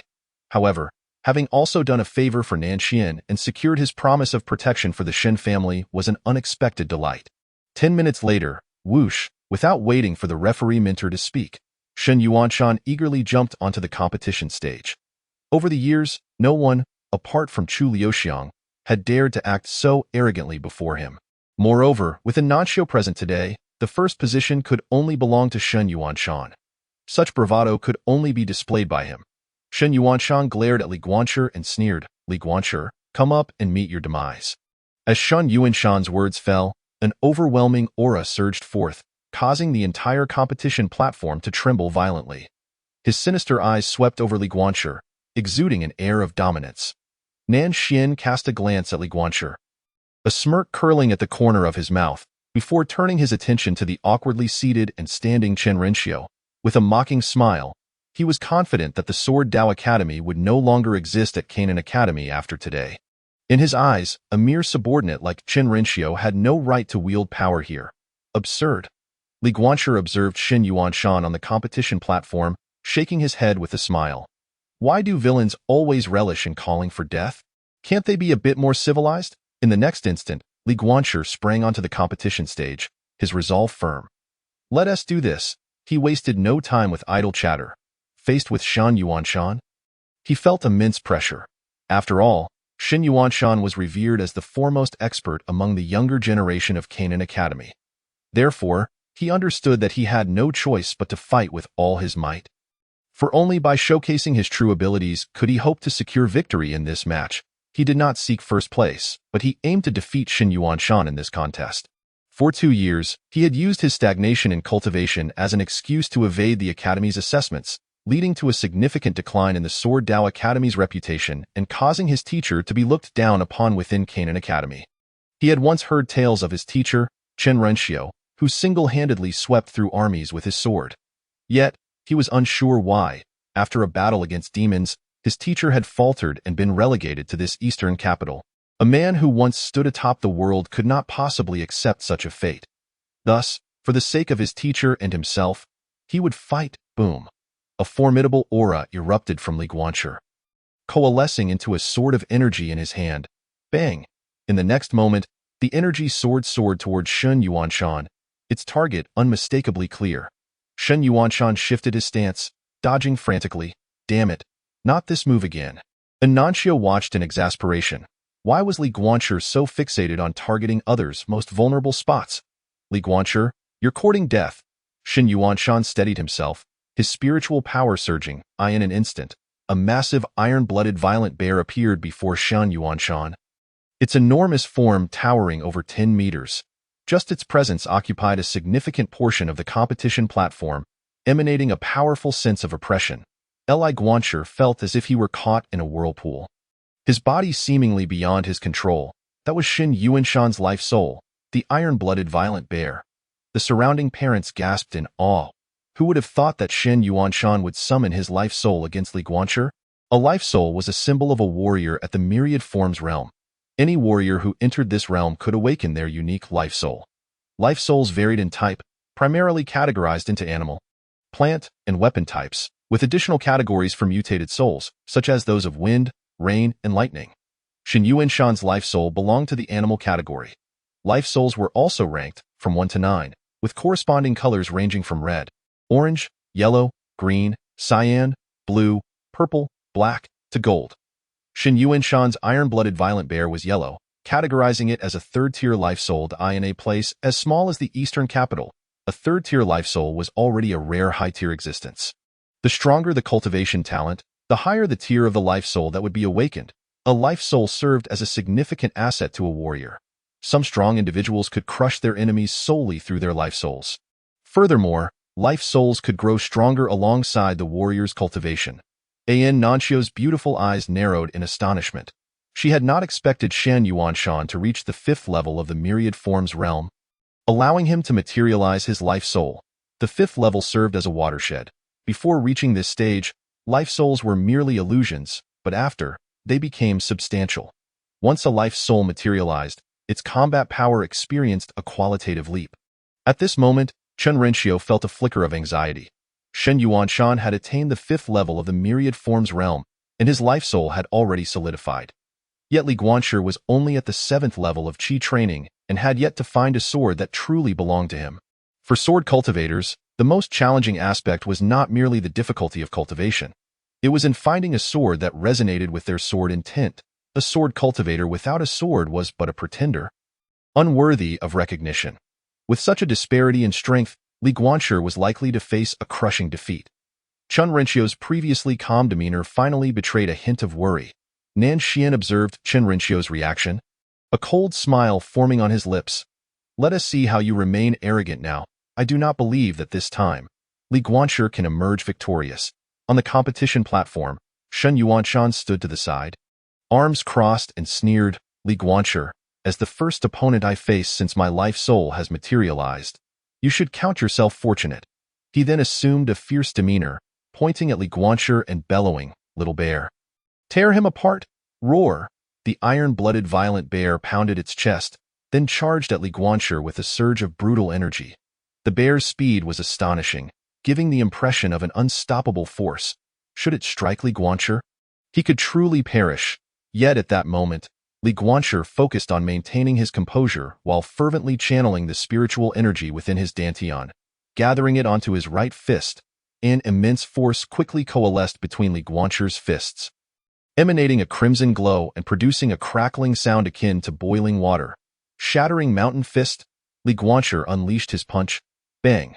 The terrifying force of his fist sent winds howling, creating a thunderous roar as a fist-shaped shadow, as large as a room, surged towards the iron-blooded violent bear. Boom! The massive collision between the fist shadow and the iron-blooded violent bear created a tremendous shockwave at the center of their clash, rippling outward like a tsunami. The entire competition platform trembled violently, and even those watching from a distance could feel the fierce vibrations. Whoosh! At that moment, seizing the opportunity while the iron-blooded violent bear was occupied with resisting the shattering mountain fist, Li Guanshi knelt and swiftly slid out of the way. Under the gaze of the crowd, he climbed onto the bear's back. A sword of energy materialized in his hand, and he swung it fiercely at the iron-blooded violent bear, leaving gashes behind. Each cut was alarmingly deep, nearly half a meter, causing blood to gush forth from the bear's back like a fountain. Roar! The iron-blooded violent bear howled in agony, disregarding its wounds as it reared back and slammed down towards the ground. However, Li Guanshi nimbly evaded, escaping unscathed from the bear's descent. Biffed! Shen Yuanshan spat out a mouthful of blood. A mysterious internal connection existed between a warrior and their life soul. When a life soul was injured, the warrior would also sustain some degree of harm. Shen Yuanshan willed his life soul, the iron-blooded violent bear, back into his body, wiping the blood from his lips as he glared at Li Guanshi with a sinister expression. Li Guanshi, you have hidden your strength well, but today, you will surely fall. As Shen Yushan's voice fell, an overwhelming aura surged throughout his being. The fluctuations of his profound energy resonated incessantly around him, emanating a terrifying presence that extended over 10 meters. The very space surrounding him seemed to experience a subtle distortion. Such formidable might. The spectators on the examination platform were evidently astonished by Shen Yushan's formidable aura. At such a young age, he was already capable of unleashing such power. Given time, he would undoubtedly become a paragon of the Canaan Academy. In that moment, Li Guanshi found himself pressured by Shen Yushan's sudden burst of energy, his complexion turning pale. How formidable! Li Guanshi had to admit that when it came to aura, Shen Yushan was indeed second to none. Divine Claw. At that instant, Shen Yushan raised his arm and struck downwards, manifesting a colossal shadow of a hand that bore down upon Li Guanshi with an overwhelming force. Li Guanshi steadied himself, attempting to harness his energy to counter the attack. But the shadow's speed was blindingly swift, leaving him no time to gather his strength. Bang! Before the eyes of the crowd, Li Guanshi was sent flying by the massive hand shadow. Pfft! Blood erupted from Li Guanshi's mouth as his body hurtled backwards, crashing violently onto the examination platform and creating a massive crater. Several ribs shattered upon impact. Yet, as Li Guanshi landed, Shen Yushan showed no intention of granting him respite. He stepped forward, charging at Li Guanshi with lethal intent. Chapter 12. Dragon Arm. While rushing towards Li Guanshi, Shen Yushan had already coalesced his right hand into a fist, the terrifying energy converging at its apex. Shen Yushan's speed was astonishing, akin to a bolt of lightning. He aimed to secure victory with a single punch. The crowd fell silent, their gaze fixated on Shen Yushan's decisive blow. In his eyes, it seemed he could already envision Li Guanshi being incapacitated by his fist. Pfft! Just as all eyes were locked in tense anticipation, Shen Yushan's fist struck but abruptly detonated. He stumbled backwards, blood spewing forth, his entire body drenched in crimson. Shen Yushan collapsed onto the examination platform, his right arm obliterated, his face contorted in agony. At that moment, Li Guanshi, though bloodied at the corners of his mouth, stood firm like an ancient tree with roots firmly planted. A green python flickered above his left fist, while a phantom of an elephant appeared on his right. It was the realm of extreme vitality. Nanxian rose in astonishment. Simultaneously, and Nanxiu, Chen Renxiu, the head of the Chu family, Chu Baitian, the head of the Shen family, Shun Jinghong, and various deans and palace masters all stood in disbelief. The realm of extreme vitality could only be cultivated by extraordinary talents, in the entire eastern region. Those who could attain such a level were few and far between. Nanxiu, renowned as a rare cultivation genius in the eastern region for 3 centuries, had never reached this realm. Yet, unexpectedly, Li Guanshi, who had ranked last in the Canaan Academy for 2 consecutive years, had achieved the extreme vitality realm. Upon hearing Nanxian's words, the crowd's gaze converged upon Li Guanshi's fists, all revealing expressions of incredulity. Extreme vitality. It was indeed the legendary realm. On the examination platform, Li Guanxi approached Shen Yushan, looking down at the bloodied figure. Coldly, he declared, "You have lost." He then retracted the python-like phantom from his fist. "Heh, lose? How could I, the foremost of the Eastern capital's dual talents, lose to you, someone ranked last? If you have the capability, kill me." Shen Yushan bellowed in defiance. Li Guanxi regarded him, evidently aware that Shen Yushan had no strength left to continue the fight. Merely resorting to empty bravado, he huffed dismissively, "Mad dog with that." Li Guanxi turned to leave. Bang! Yet at that very moment, a cold arrow shot forth from Shen Yushan's left sleeve. It was an assassination weapon. The arrow sped towards Li Guanxi's head. Chi. Chun Renxiu exclaimed in alarm, rushing to warn him. Shen Jinghong and Nan Xian exchanged cold smirks, showing no shame at Shen Yushan's underhanded tactics. Swoosh, however, in that instant, Li Guanxi's figure flickered, evading the arrow's trajectory, and simultaneously, a vital sword cleaved through the air. Shen Yushan's throat was instantly slit, blood gushing forth. Pfft. He clutched his gushing throat in disbelief. Unable to comprehend how Li Guanxi had managed to evade his surprise attack, swoosh, at that moment, another vital sword pierced through Shen Yushan's skull. His eyes widened in horror as his body crumpled to the ground. Finishing blow. Since he had already attempted to kill Li Guanxi, Shen Yushan could not be left alive. Otherwise, he would seek endless revenge in the future. Shoner!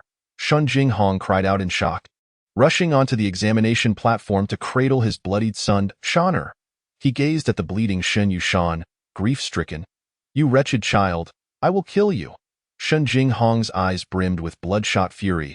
Yet before he could act, Li Guanxi was already upon him, a vital sword slicing through the air. The sword struck Shen Jinghong in the groin. Bang! A violent pain radiated from his lower body, eliciting a scream that was indescribable. Bang! Before he could even react, Li Guanxi's fist came crashing down, obliterating Shen Jinghong's eyes in an instant. Shen Jinghong was sent flying. Before he could hit the ground, Li Guanxi seized his right hand, slamming it down powerfully. Bang! As Shen Jinghong hit the ground, Li Guanxi forcefully stomped on his throat. Crack! Shen Jinghong's eyes bulged as blood spurted forth. The entire scene fell silent, all present dumbfounded, their faces marked with disbelief. Nan Xian glared coldly at Li Guanxi, his rage boiling. "Li Guanxi, how dare you brazenly kill in the academy?"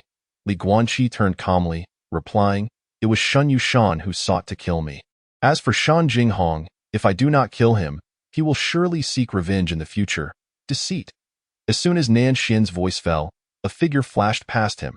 He too ascended the examination platform.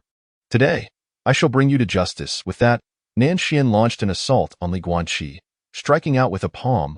A being of Nan Xian's caliber was not something Li Guanxi could withstand. The onlookers gasped, their mouths agape, envisioning Li Guanxi being reduced to nothing more than a pulp beneath Nan Xian's strike. Bang! Yet at that moment, Li Guanxi suddenly extended his left arm. In the next instant, his left arm swelled dramatically, a thunderous explosion resonating through the air as his sleeve was torn apart.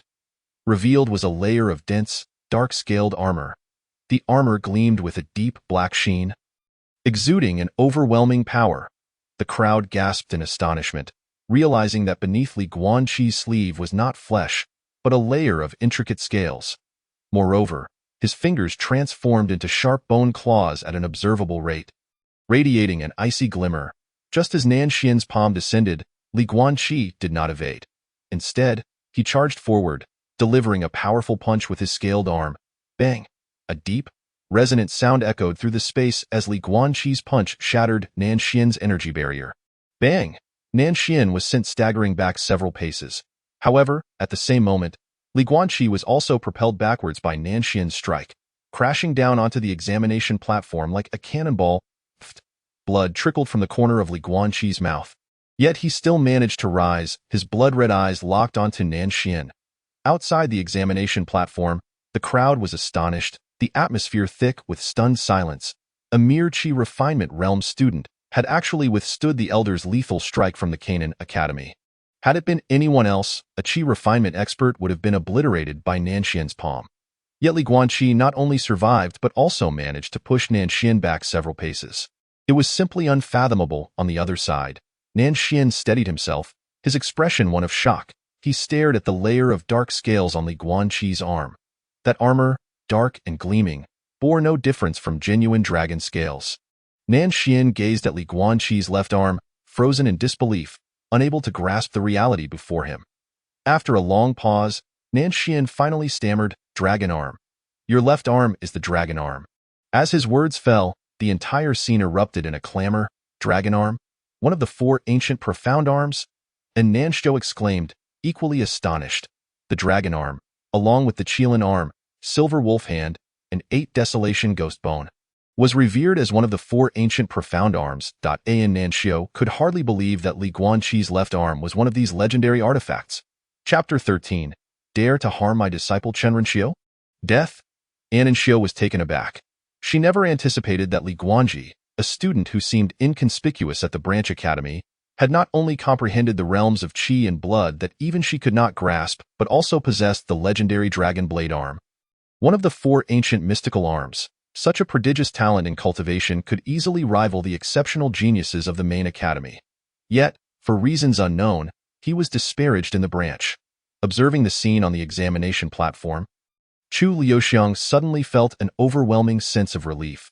Had he chosen to confront Li Guanqi to the death, he too might have met with a fate akin to that of Shan Yueshan. Bai Yaoyao also sighed inwardly. She had never imagined that her junior, who had always been engrossed in reading trivial books, was actually quite formidable. On the examination platform, Nan Xian gazed hungrily at Li Guanqi's dragon blade arm. His eyes gleaming with desire. At that moment, he had already conceived the notion of claiming the dragon blade arm for himself.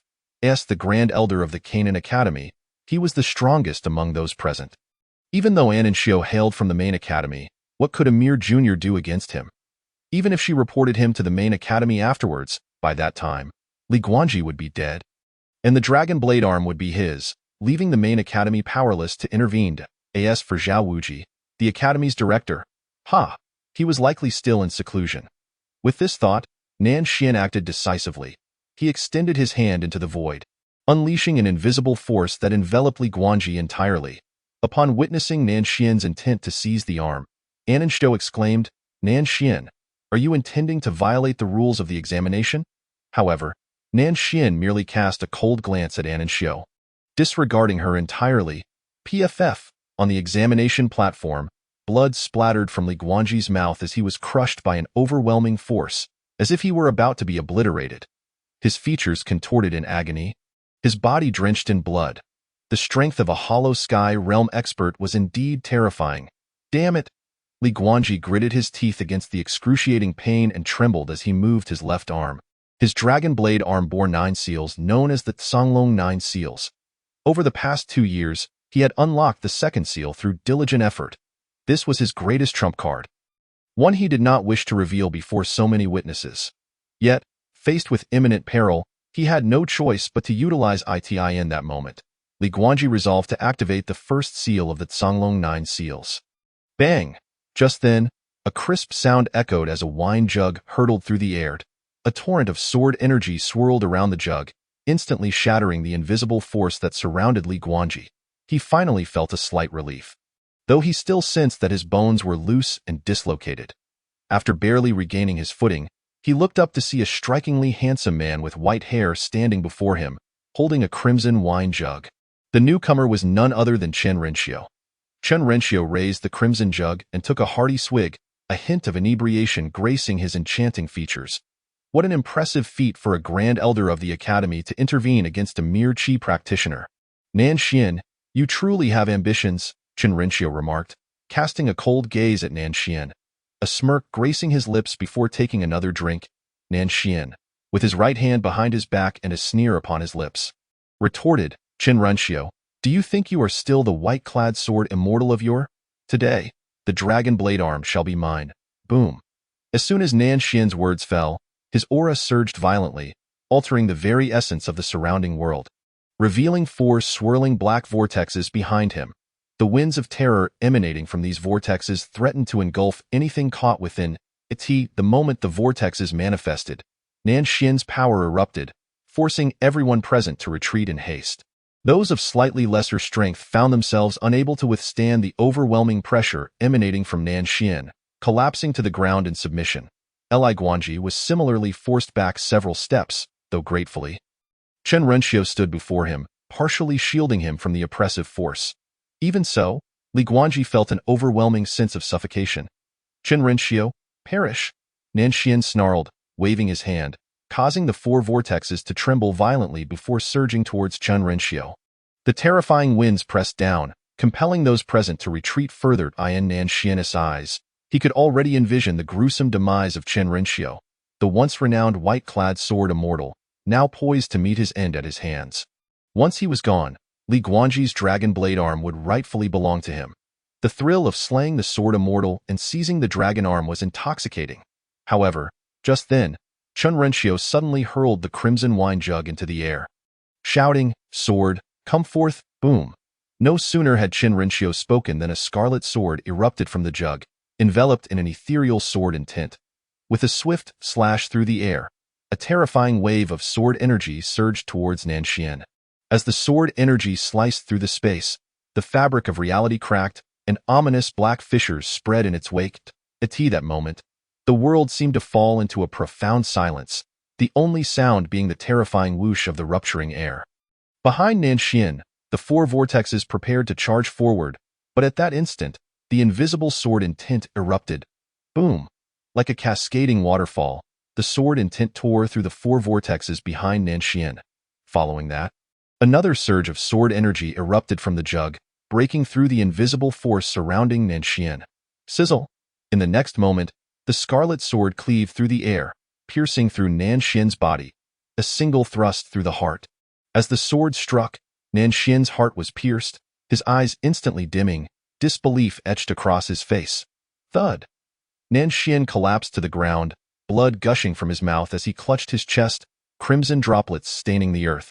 Creating splatters like blooming flowers, he gazed at the sword in Chen Renqiu's hand, incredulous.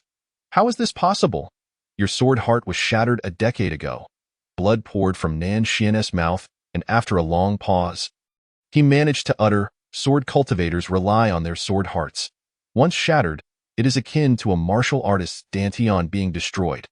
They can no longer pursue the path of the sword. But you? Chen Renqiu shattered your sword heart 7 years ago on the battlefield against the demon and human races. How can you still wield a sword? The most crucial point was that he had somehow condensed sword intent. On the judging platform, Anan Xiu's eyes widened in astonishment. Her mentor, Yijia, had mentioned that Chen Renqiu's sword heart was shattered on the battlefield, his cultivation plummeting to the ground, rendering him a mere shell of his former self. Yet, the power he had just displayed was beyond that of a mere waste.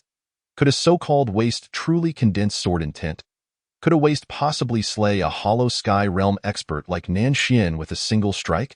The events surrounding Chen Renqiu's shattered sword heart were likely far more complex than previously believed. On the examination platform, Chen Renqiu, sword in his right hand and jug in his left, took a swig before looking at Nan Xian with indifference. Why are you, a dying man, so curious? I simply refuse to tell you. You? Nan Xian stared blankly at Chen Renqiu, only to suddenly burst into laughter.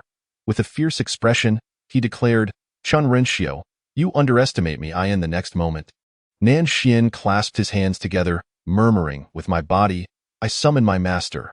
With my soul, I sacrifice myself. Summon, boom. As soon as Nan Xian's words left his lips, a terrifying crimson aura erupted from his body. This aura was so thick it coalesced into a tangible mist of red surrounding him. In that instant, the wounds on Nan Xian's body began to heal. Seeing this, Chen Renqiu exclaimed, Blood Demon Qi? The Blood Demon Qi is a type of blood energy derived from the Blood Demon clan. This energy not only rapidly enhances a warrior's cultivation, but can also resurrect the dead.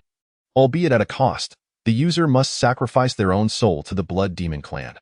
The Blood Demon clan had vanished a century ago but re-emerged 10 years prior, and it was during that time that Chen Renqiu's sword heart was shattered.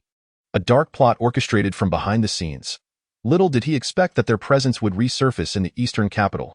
Moreover, Nan Xian had evidently allied with the Blood Demon clan, explaining his meteoric rise in strength over the past 2 years due to the benefits of the Blood Demon Qi. Chen Renqiu pointed his sword at Nan Xian, stating, Nan Xian, Reveal the source of the demons, or today, you shall meet a grim fate.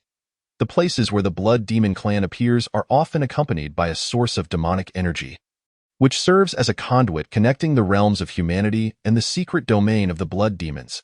It is imperative to destroy this source. Otherwise, as it grows stronger, the Blood Demon army will invade the territories of humanity, transforming the 5 realms into mountains of corpses and seas of blood. A glimmer of resolve flickered in Chan Renshio's eyes. He no longer hesitated and, with a swift motion, thrust his sword towards Nan Xian. Seeing this, Nan Xian's expression changed drastically, and he immediately summoned the aura of the Blood Demons to deflect the incoming strike. However, as the sword's energy approached, he realized the terrifying nature of the attack. The fearsome sword energy shattered the crimson aura surrounding Nan Xian, and to his astonishment, the strike contained a hint of sword intent. With a resounding crash, Nan Xian was sent flying by the blade. Chen Renshio floated gracefully to him, placing a foot upon Nan Xian's body, and coldly demanded, "Speak. Where is the source of the demonic energy?" Blood spurted from Nan Xian's mouth as he glared at Chen Renshio, saying, "You can kill or torture me as you wish. I will reveal nothing." Upon hearing this, Chen Renshio's expression shifted slightly. At that moment, a voice interjected unexpectedly, "Then you shall die." As the words fell, a tall figure emerged. It was a middle-aged man with a full head of black hair, adorned in a brocade robe intricately embroidered with swirling clouds, exuding an air of authority that made it difficult for others to meet his gaze. In the next instant, the figure darted forward, delivering a palm strike towards Nan Xian. Bang! Nan Xian was sent reeling, his body crashing to the ground in disbelief as he looked up at the middle-aged man. His eyes widened and blood gushed from his mouth. The man stepped forward to deliver a finishing blow, pressing his palm against Nan Xian's head, causing blood to flow from all 7 orifices, resulting in a gruesome demise. Chen Renshio observed the familiar silhouette, his brow furrowing slightly. "Director Zhao?" The newcomer was none other than Zhao Wuji, the branch director of the Jianan Academy. "Brother Zhao, why did you kill him?" Chen Renshio inquired. Astonished, Zhao Wuji replied indifferently, "As the Grand Elder of my Jianan Academy branch, Nan Xian consorted with the Blood Demon clan. His death is of no consequence." Chen Renshio was left dumbfounded. He never expected Zhao Wuji would act in such a manner. Yet Zhao Wuji paid him no further mind, turning to the gathered crowd to announce, "The autumn examination is hereby concluded.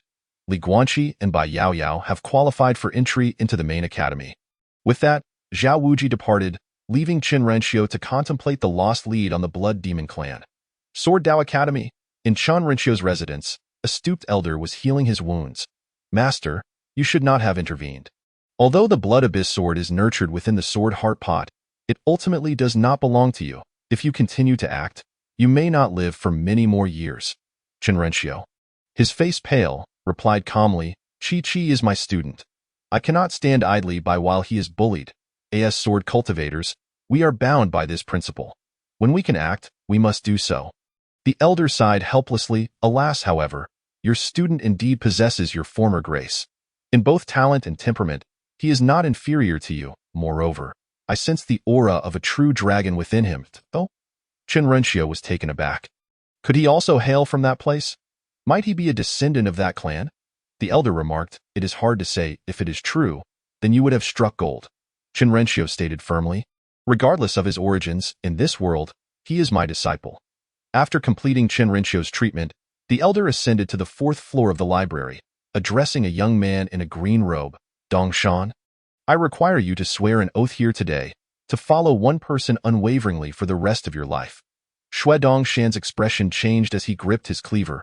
"Elder, may I ask who this person is? Why must I swear a blood oath?" The elder replied, "This individual is the dark horse of this examination. Li Guanqi. He bears the aura of a true dragon, and though it has yet to awaken, I am certain he is a descendant of the true dragon line.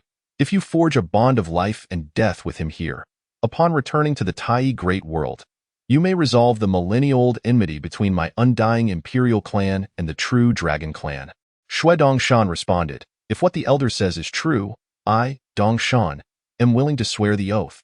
The elder, satisfied, said, "Excellent, Dongshan. The hope of my undying imperial clan rests upon you." Meanwhile, in the main hall of the Chu family, Chu Liuxiang and Chu Yuan lay on separate couches. Chu Yuan was incessantly moaning. His brother had been mutilated by Li Guanqi, rendered a eunuch. He had yet to experience intimacy and was now forced to bid farewell to women. The bitterness was overwhelming, but more than that, it was sheer agony. Chu Liuxiang, on the other hand, had his arms severed by Li Guanqi.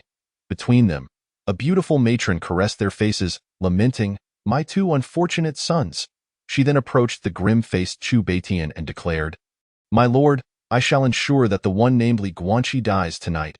Slap. However, all the matron received in return was a resounding slap. Chu Beitian roared at her, "You foolish woman, cease your prattle. Now is not the time to plot revenge against Li Guanqi. We must focus on how to preserve the Chu family." The matron, taken aback, stared at him in disbelief. Chu Beitian lowered his voice. "Chun Runxio has not lost his cultivation. I witnessed him shatter the Grand Elder's attack with a single sword strike. A figure of Chen Renxio's stature is not someone we can afford to provoke. Moreover, Li Guanqi has now qualified for entry into the main academy. In the future, with just a word, he could annihilate our entire Chu family." Chapter 15. Offering Li Guanqi the spirit vein. Yet he refused? The matron trembled. "Shall we simply let this go? He not only severed Yuer's manhood, but also crippled my Xianger." Chu Beitian coldly regarded her. "You must think not of vengeance, but of how to forge an alliance with him." The matron hissed, "My lord, speak again, and I shall end you." Chu Beitian suddenly roared, causing the matron to freeze in fear. Her body trembling, silenced. Chu Beitian pointed at an elder standing in the corner and commanded, "Go, retrieve 1,000 spirit crystals from the storeroom. I shall personally go to apologize." "No, spirit crystals would seem insincere. Go to our ancestral grounds and bring back the spirit vein we have treasured." This. The matron fainted on the spot in the main hall of the Jianan Academy branch. The heads and elders of the various academies gathered with Zhao Wuji presiding at the head of the table.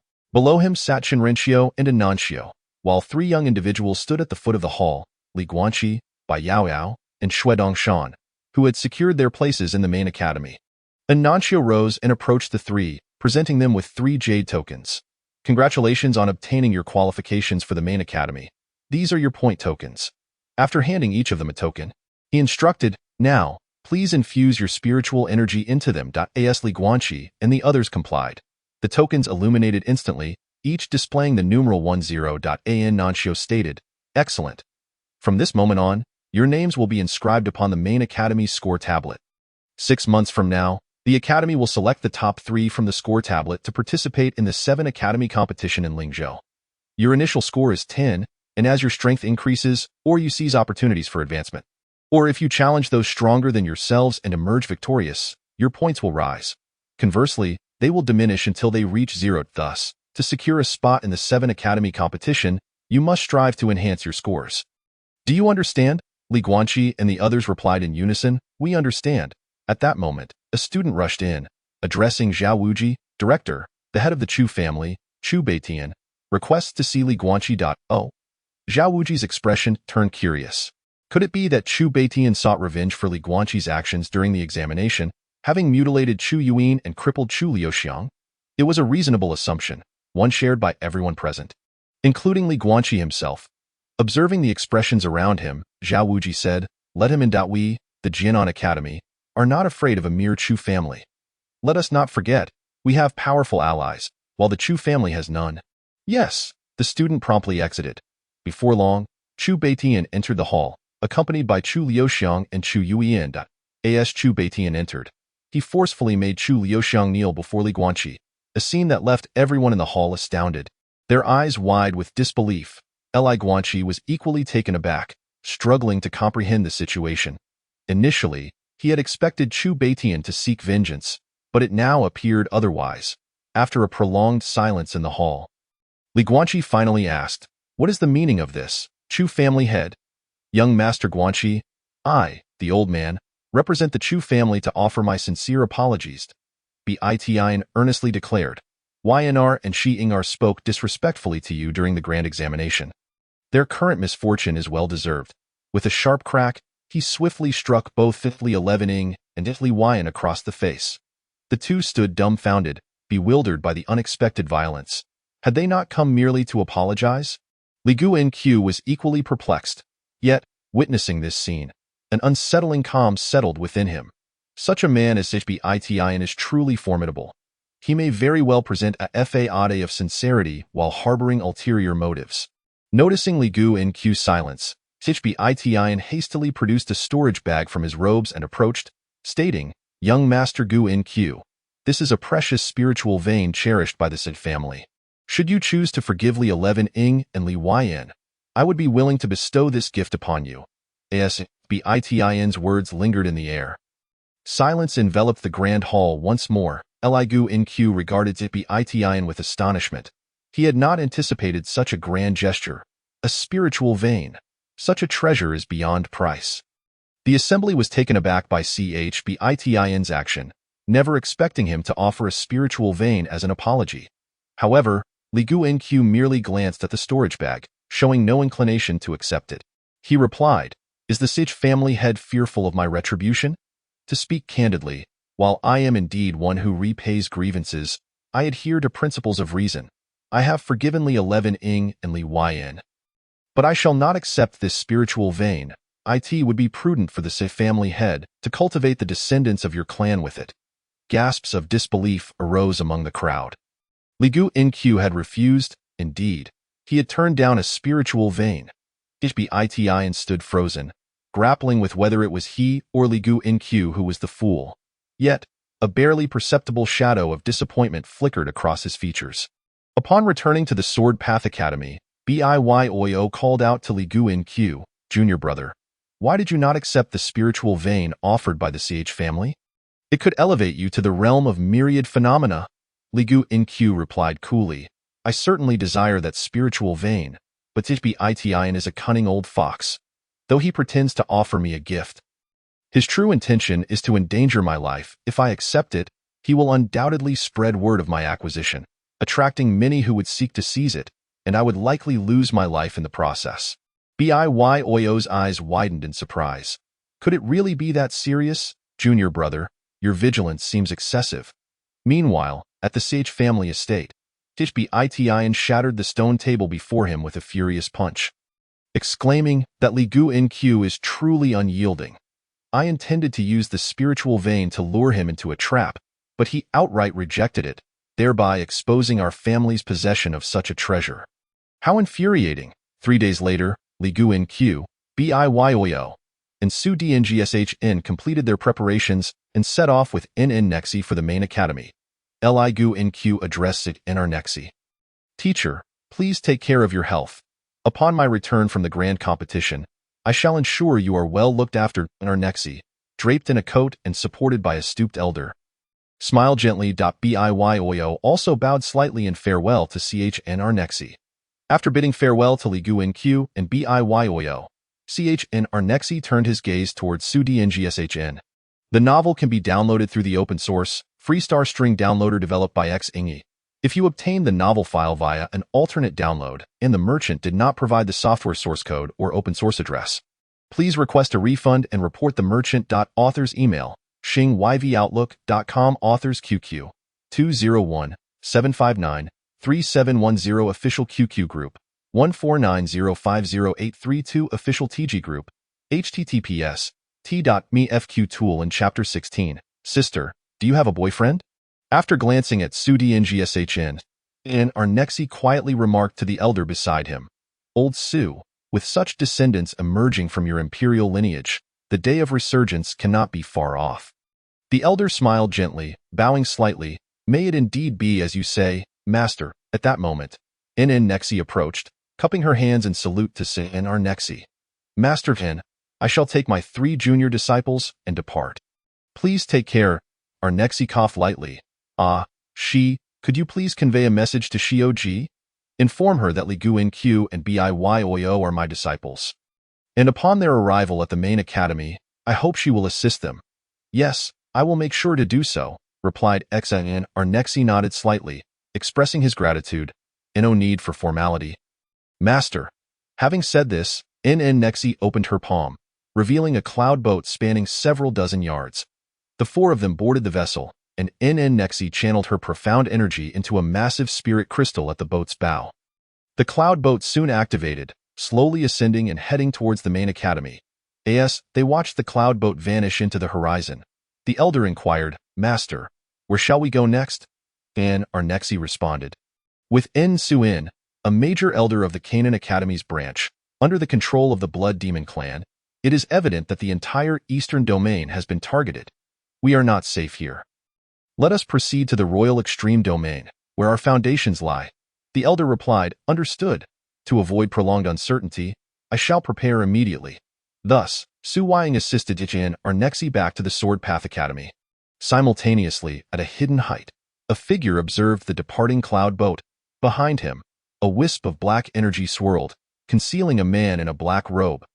This man exuded a heavy aura, yet his features remained obscured.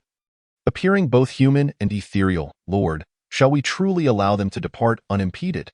Zhao Wj asked. The black-robed figure replied, "Let them compete for now. Rather than seeking them out, we will reap the benefits in due course." The Divine Cauldron is a treasure of the 7 academies in the Eastern Domain. During the grand competition, it is bound to resurface. Your task is to prepare thoroughly and refrain from revealing your identity. Understood. Zhao Wj gazed toward the direction of the cloud boat, a sly smile curling at the corners of his mouth. As for Arnexi, should we? Zhao Wj made a slicing motion across his throat. The black-robed figure interjected, "Do not concern yourself with him. Striking now would only raise alarms. Besides, though he has been schemed against and his sword heart shattered, his strength remains formidable. Moreover, the elder accompanying him is no ordinary person. As long as he does not interfere with our quest for the cauldron, do not act against him. We cannot afford to jeopardize our emperor's ambitions." Understood. Zhao Wj responded with utmost respect to the black-robed figure. Aboard the cloud boat, Biyoyo felt slightly dizzy and sought a private chamber to rest, while Su Dngshn isolated himself in another chamber to cultivate in his life. He pursued only cultivation, believing that only through becoming stronger could he find joy and purpose. Meanwhile, outside the chamber of the cloud boat, on the deck, Ligu Nq and Nexi admired the swiftly passing scenery. The cloud boat traveled at great speed, yet was enveloped by a protective formation, preventing any wind from intruding despite its velocity. Observing the handsome youth before her, Nexi stepped forward, handing Ligu Nq a book with a smile. "Junior brother, here is your book back. It is quite captivating." Ligu Nq turned to her, noticing the lingering expression on her face, and a smile crept across his lips. "Of course, it is authored by my teacher. How could it not be remarkable?" Nexi's eyes widened. "Are you implying that this book was written by Master Vin?" Ligu Nq rolled his eyes at her. "I have but one teacher." "What do you think?" Upon hearing this, Nexi was even more astonished. Although Nexi's sword heart had been shattered, he had once been a figure of great renown across the 5 domains. To think he had such a hobby, however, she too was a prodigious talent and shared a penchant for reading Risku literature. Perhaps an affinity for such works was a trait shared by geniuses. Ligu Nq accepted the book detailing the cultivation of the exorcising sword technique and then inquired, "Sister, might I ask if you have a boyfriend?" Nexi blinked in surprise, a mischievous grin forming on her lips. "What? Are you interested in me?" Ligu Nq's cheeks flushed slightly. "Sister, you are so beautiful. It is hard for any man not to have feelings for you."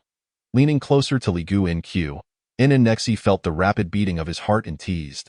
"As for boyfriends, I currently have none. However, if you wish to pursue me, you may certainly try your best." "Really?" Ligu Nq's eyes sparkled with excitement. Ever since meeting Nexi, he had longed to win her affection, but had lacked the opportunity to connect with her. He never anticipated that she might harbor feelings for him as well. He. It seems I have a good chance." Nexi gazed at him with her enchanting eyes. "Continuing indeed, but my man must be exceptionally strong," Ligu Nq responded. "I will strive to grow stronger," Nexi glanced at him, her eyes sparkling with mischief as she added, "In addition to being strong, he must also excel in other areas." Ligu Nq felt a sudden wave of embarrassment. Was it not said that girls are generally reserved? Why does Sister Nexi seem so uninhibited? With a soft laugh, Nexi broke the tension. "I was merely jesting. However, in this world, one must either possess strength or a powerful background. Otherwise, no matter how strong you are, you will merely be seen as a brute. Do you understand? Li Gu Inq shrugged. As for my background, I am my own foundation. Inanexi smiled brightly. That audacious little rascal. His confidence has truly skyrocketed. However, a man should indeed shine brightly and possess an ample amount of lechery. In the vast expanse of the earth, 7 towering peaks rise majestically, forming an encirclement. Each peak soars into the clouds, piercing the heavens. Palatial structures and pavilions adorn the summits, and at the very center of these 7 peaks stands an enormous, formidable sword, its blade engraved with 4 blood-red characters. Canaan Academy. Canaan Academy spans thousands of miles, surrounded by no fewer than 100 allied forces, and is further supported by 4 illustrious superclans. Yet, a decade ago, the Academy's principal, Yi Xian, mysteriously vanished, and the renowned white-clad sword immortal, Chun Renshio, shattered his sword heart on the battlefield against demons and was ultimately relegated to a branch academy. Presently, aside from Yi Xian's sister, Yi Jia, who struggles to hold everything together, Canaan Academy has fragmented into chaos, and even internally, it has split into 2 factions. Externally, the 4 superclans are infiltrating, each vying for a share of Canaan Academy. Thus, while the Academy may still appear to be the leader of the southern prefecture, it is unmistakably on the brink of division. Chapter 17. A brawl with endless chatter. No wonder you were cut down. Canaan Academy's main campus. A gust of barrier wind struck, causing the cloud vessel carrying Li Guanshi and his companions to shudder violently. An Nanxio turned to Li Guanshi and the others, saying, "There's no need to be anxious. This wind is merely the barrier wind triggered by the protective formation of the Academy, and it poses no threat." Li Guanshi, by Yao Yao, and Xue Dongshan nodded in agreement in the blink of an eye. The turbulent winds before them dissipated entirely, revealing a pristine azure sky and undulating mountain ranges. An Nanxio guided Li Guanshi and the others to descend upon a rainbow bridge before stowing the cloud vessel away. Not far from the bridge stood a colossal stone tablet, its surface brimming with inscriptions, accompanied by a series of numbers. Upon closer inspection, Li Guanshi discovered that their names were inscribed upon it. An Nanxio stepped forward and pointed at the stone tablet, stating, "This tablet is the point tally for all disciples of Canaan Academy. The more points a student has, the closer their name appears to the top." Li Guanshi, by Yao Yao, and Xue Dongshan immediately recalled the point cards that An Nanxio had given them while at the branch academy. Li Guanshi produced his card, which displayed a singular Arabic numeral, 10. This represented Li Guanshi's current score, and similarly, the number 10 followed his name on the massive stone tablet. At present, the names of Li Guanshi, by Yao Yao, and Xue Dongshan were located at the bottom of the tablet. Surrounded by a plethora of names, all corresponding to a score of 10. This indicated that their opponents numbered at least 50. At the forefront of the score tablet gleamed 5 exceptionally radiant names: An Nanxio, Xie Baiqiu, Yi Beixian, Bai Yujing, and Shunli. Upon seeing An Nanxio's name at the top of the score tablet, Li Guanshi and the others couldn't help but glance at her. They were astonished to find that An Nanxio was indeed the highest scorer, truly deserving of her title as the chief disciple of Canaan Academy. At that moment, Li Guanshi's interest in An Nanxio deepened. However, to win her favor, it seemed he would need to exert far greater effort. He could no longer afford to hide in his room reading frivolous literature. Otherwise, not only would he fail to win her affection, but even the simplest physical contact might prove elusive. Alas, it is indeed exhausting to harbor feelings for someone so exceptional. Just as Li Guanshi pondered over An Nanxio, the protective formation surrounding Canaan Academy quaked violently once more. Following this, another cloud vessel descended upon the rainbow bridge. A tall, lean man clad in a deep blue robe stepped down, accompanied by several students with mischievous grins. Upon seeing An Nanxio and her group, the man's cheek twitched slightly before he approached them, halting as he regarded Li Guanshi and his companions with a sinister smile, saying, "You 3 must be the students awarded entry into the main campus from the Eastern Capital Branch, am I right? Are you daring enough to spar with the new disciples of our martial arts academy?" Canaan Academy's main campus comprises 2 pavilions and 3 academies, the Inner Pavilion and the Treasure Pavilion, alongside the Pill Academy, Sword Academy, and Martial Arts Academy. This lanky man was a direct disciple of the Martial Arts Academy and a member of one of the 4 superclans, the Shen clan. Within Canaan Academy, the Martial Arts Academy currently aligns with the leftist faction, while An Nanxio's master, Yi Jia, belongs to the rightist faction. Thus, upon encountering Anancio, Shun Yi treated her as if she were a sworn enemy, adopting a mocking tone towards Li Guanshi and the others. Li Guanshi, Bai Yao Yao, and Xue Dongshan, new arrivals at the main campus, were unaware of the factional disputes and merely felt provoked. Anancio stepped forward, her tone icy. Shinshidi, they have just arrived and are fatigued from their journey. They have ample time to spar in the future. There is no need to rush. Shun Yi sneered. What? Is senior sister Anancio afraid that our martial arts academy will bully the weak? Or are you concerned that these three obtain their entry through backdoor means, and you fear exposure? You, Shun Yi, do not overstep your bounds. Anancio's chest heaved with indignation. Shun Yi, relying on his status as a scion of a noble clan and a favored disciple of the martial arts academy, grew increasingly brazen towards the rightist disciples. Recognizing Shan Yi's blatant provocation, Li Guanshi stepped forward, asserting, Sister, since they wish to spar, let us oblige. We Eastern capital disciples do not fear a challenge.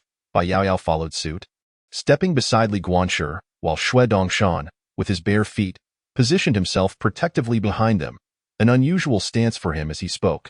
Leave the fighting to me. Oh, a barefooted fighter? Shin Yi and his companions erupted in laughter, incredulous that such an oddity hailed from the Eastern Capital Branch. Shun Yi, eyeing Xue Dongshan's bare feet, mocked, How impoverished must you be to not even afford shoes? Xue Dongshan merely glanced at Shun Yi, disregarding his words, as his sole desire was to engage in combat. Gripping his blade, Xue Dongshan coldly retorted, Enough with the prattle. Do you wish to spar or not? Yes, we must. Shun Yi's smile abruptly vanished as he shouted. Monkey 7, present, senior brother. Among the crowd behind Shun Yi, a rotund boy of approximately 16 or 17 years old stepped forward, his physique resembling a plump ball, his chin quivering with each step. He starkly contrasted with the lean Shun Yi. Shun Yi draped an arm over the boy's shoulder, addressing Li Guanshi and the others with a grin. This is our martial arts academy's new disciple from the northern capital, Monkey 7. He possesses a heavenly body. Upon hearing this, Anancio's beautiful eyes widened in surprise. She hadn't anticipated that this unassuming boy would possess such a rare physique. Those endowed with a heavenly body can cultivate as effortlessly as one eats or drinks. Facing no bottlenecks prior to the cave heaven realm, Anancio was taken aback by the Martial Arts Academy's unexpected acquisition in this branch competition. However, she too had made significant gains, with Li Guanshi and Bai Yao Yao both being sword cultivators, the latter possessing an exceptionally strong sword talent. Furthermore, Li Guanshi's left arm was one of the 4 ancient dragon arms. Known as the Blade Dragon ARM.IT, was said that within the Blade Dragon arm, 9 azure dragons were sealed.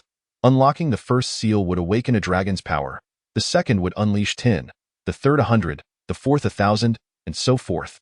Moreover, while unlocking the azure dragon seals, the wielder's body would cultivate pure dragon energy, and upon accumulating sufficient dragon energy, they could transform into a dragon form, wielding true dragon power. Thus, in terms of potential, Li Guanshi far surpassed the rotund boy by 100-fold. Additionally, there was the enigmatic Xue Dongshan. Chapter 18. Even a fatty has an eye for beauty. Seeing Anancio's astonished expression, Shun Yi's arrogance intensified. He turned to the barefooted Xue Dongshan and sneered. Little 7, why don't you go greet our barefooted disciple here? The boy named Monkey 7 understood immediately, sauntering over with an air of superiority as he regarded Xue Dongshan's pristine bare feet with contempt, haughtily declaring, I am Monkey 7, son of the monkey clan from the northern capital, endowed with a heavenly body. Who are you? Shin Yi and his entourage focused their attention on Xue Dongshan, eagerly anticipating the spectacle. Anancio felt a surge of discontent. It was evident that Shun Yi's group had come to bully them. She furrowed her brows, ready to erupt in anger. However, at that moment, Xue Dongshan glanced at Monkey 7's unkempt hair and smirked. I am your father. As his words fell, the smiles on Shun Yi and his companions' faces froze instantly, while Anancio couldn't help but stifle a laugh. Even Li Guanshi and Bai Yao Yao turned to look at Xue Dongshan, bewildered. Was this truly the same Xue Dongshan who had remained silent throughout their journey? On the way to the main academy, Xue Dongshan had been consumed solely by his training, hardly exchanging a word with Li Guanshi, Bai Yao Yao, or Anancio. Unexpectedly, he spoke with astonishing boldness at that moment. The chubby fellow known as Ho Chi was momentarily taken aback. then glared at the impoverished Xue Dongshan, trembling with rage. He turned to Shan Yi, asking, "Brother, when can I hit him?" Ho Chi was itching to deliver a thorough beating to Xue Dongshan and Baidu. Who would dare speak to him like that?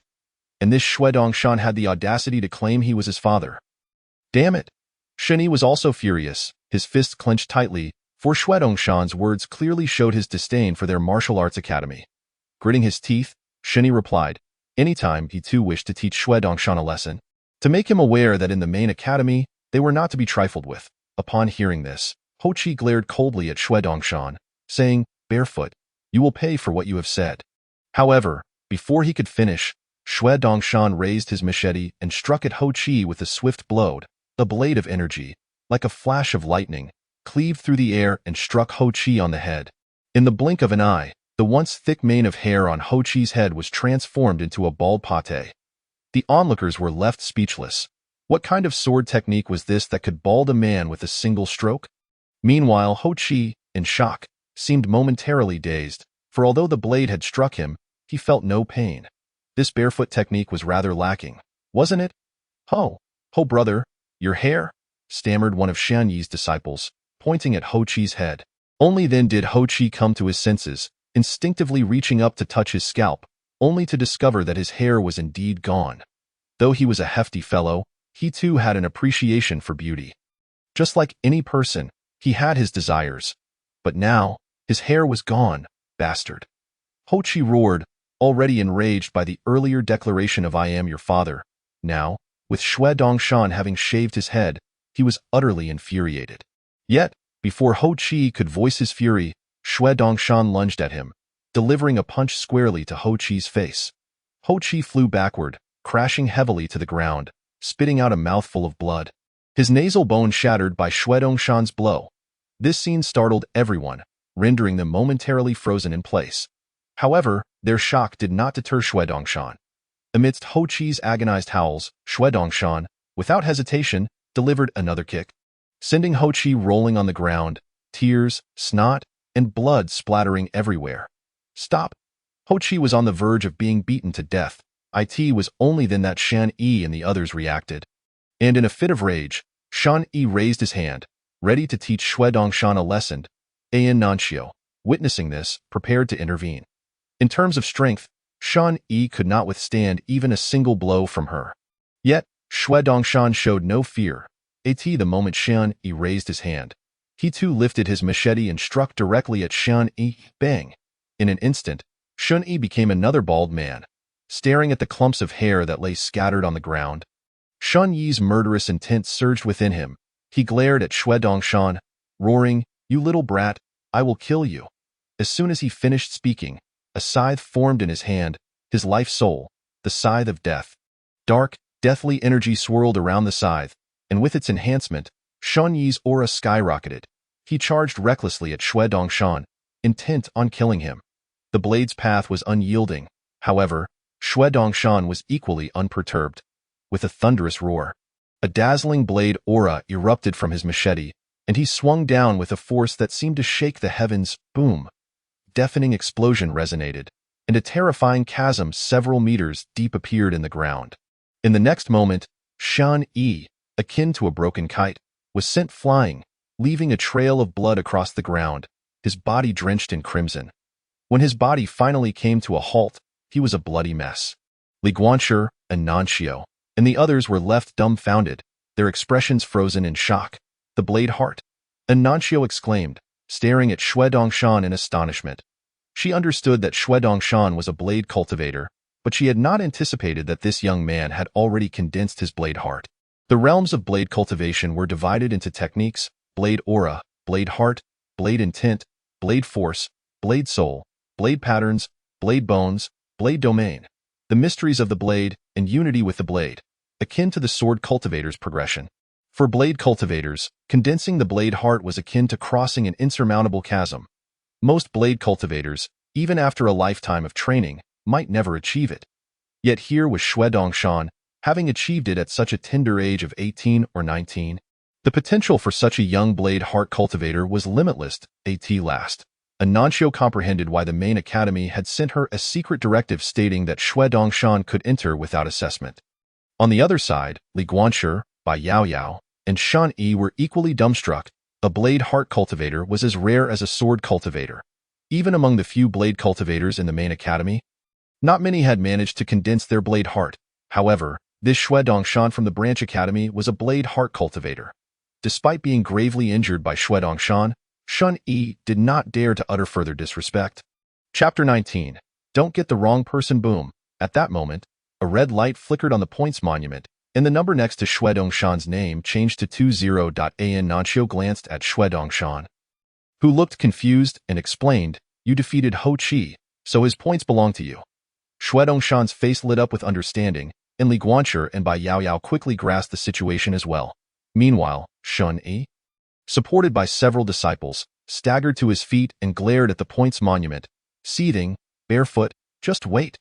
Our martial arts academy will not let this go. We're leaving." With that, he turned to depart. Li Guanshi furrowed his brow and asked in Nanxiu, "Sister, does this mean that as long as we defeat someone stronger than us, we can earn points?"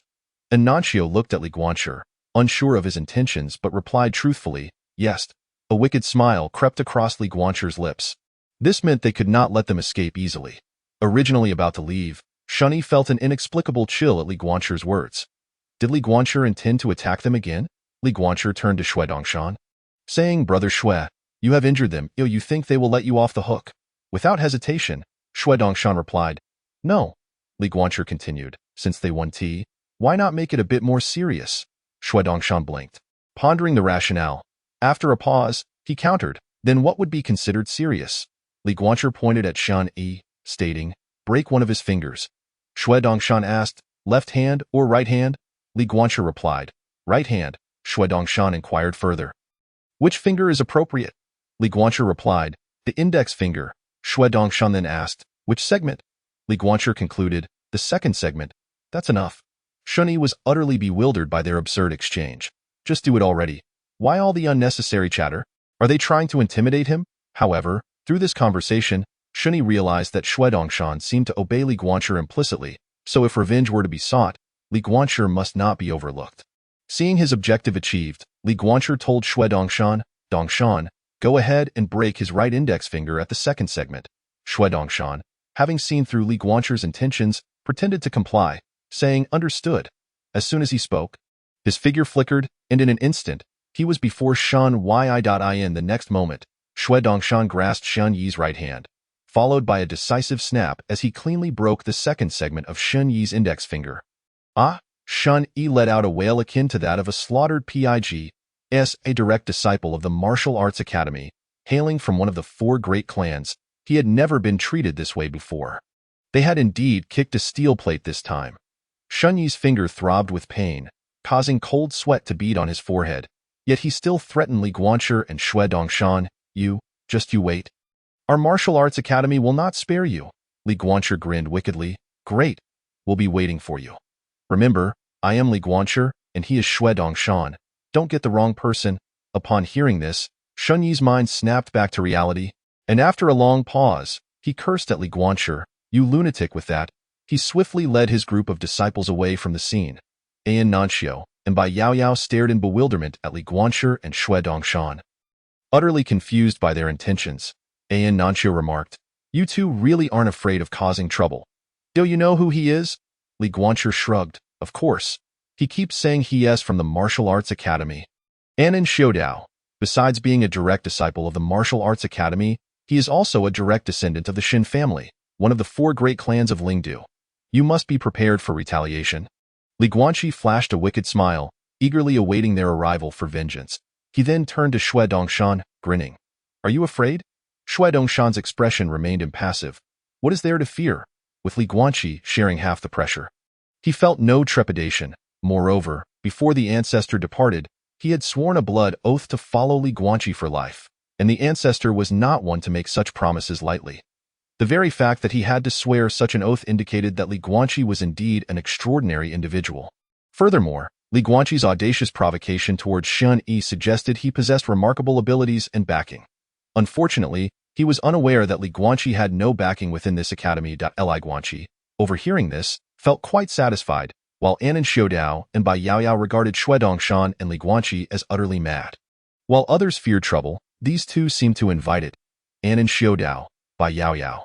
After this episode, An and Xiaodao led Li Guanqi and the others to the summit of a mountain, which was rather desolate. With only a few palaces, An and Xiaodao addressed Li Guanqi and Shuedongshan. This mountain is called Cuiwei Mountain. For now, you two shall reside here. Cuiwei Mountain is under my master's jurisdiction, and generally, no one dares to cause a disturbance here. She then turned to Bai Yao Yao.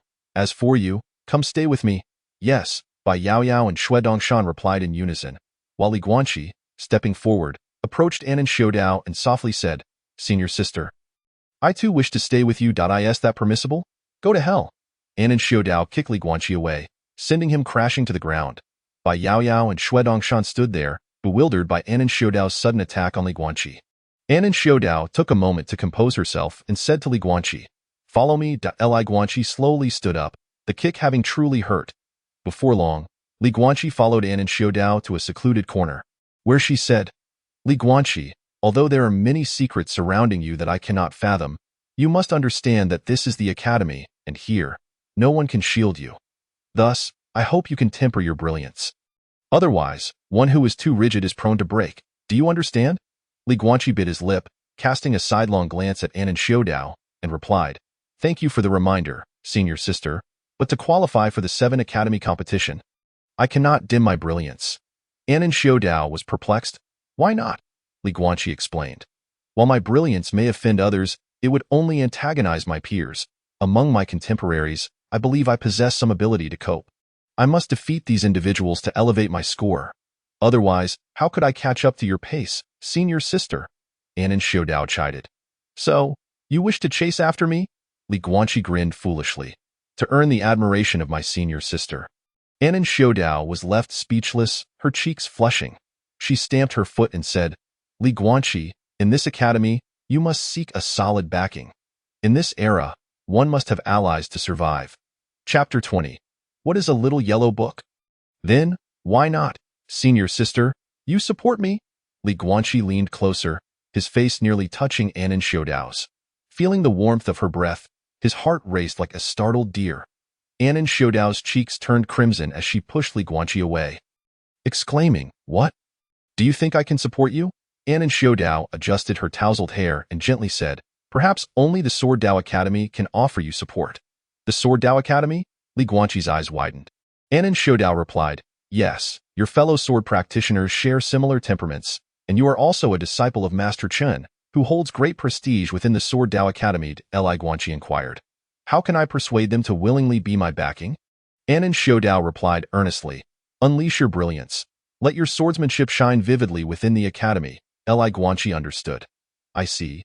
Engage in more battles, preferably defeating renowned peers to capture their attention. An and Xiaodao beamed. That understanding deserves full marks. Li Guanqi jested. If I defeat you, will that not draw their attention? An and Xiaodao shot him a glare. You can certainly try, but are you sure you want to? Li Guanqi observed An and Xiaodao's expression and hastily shook his head. No. No, how could I use my senior sister as a stepping stone? Just kidding, just kidding. Ha ha ha ha ha ha ha. An and Xiaodao approached Li Guanqi, gazing into his eyes with a mischievous smile. In truth, it might not be entirely out of the question.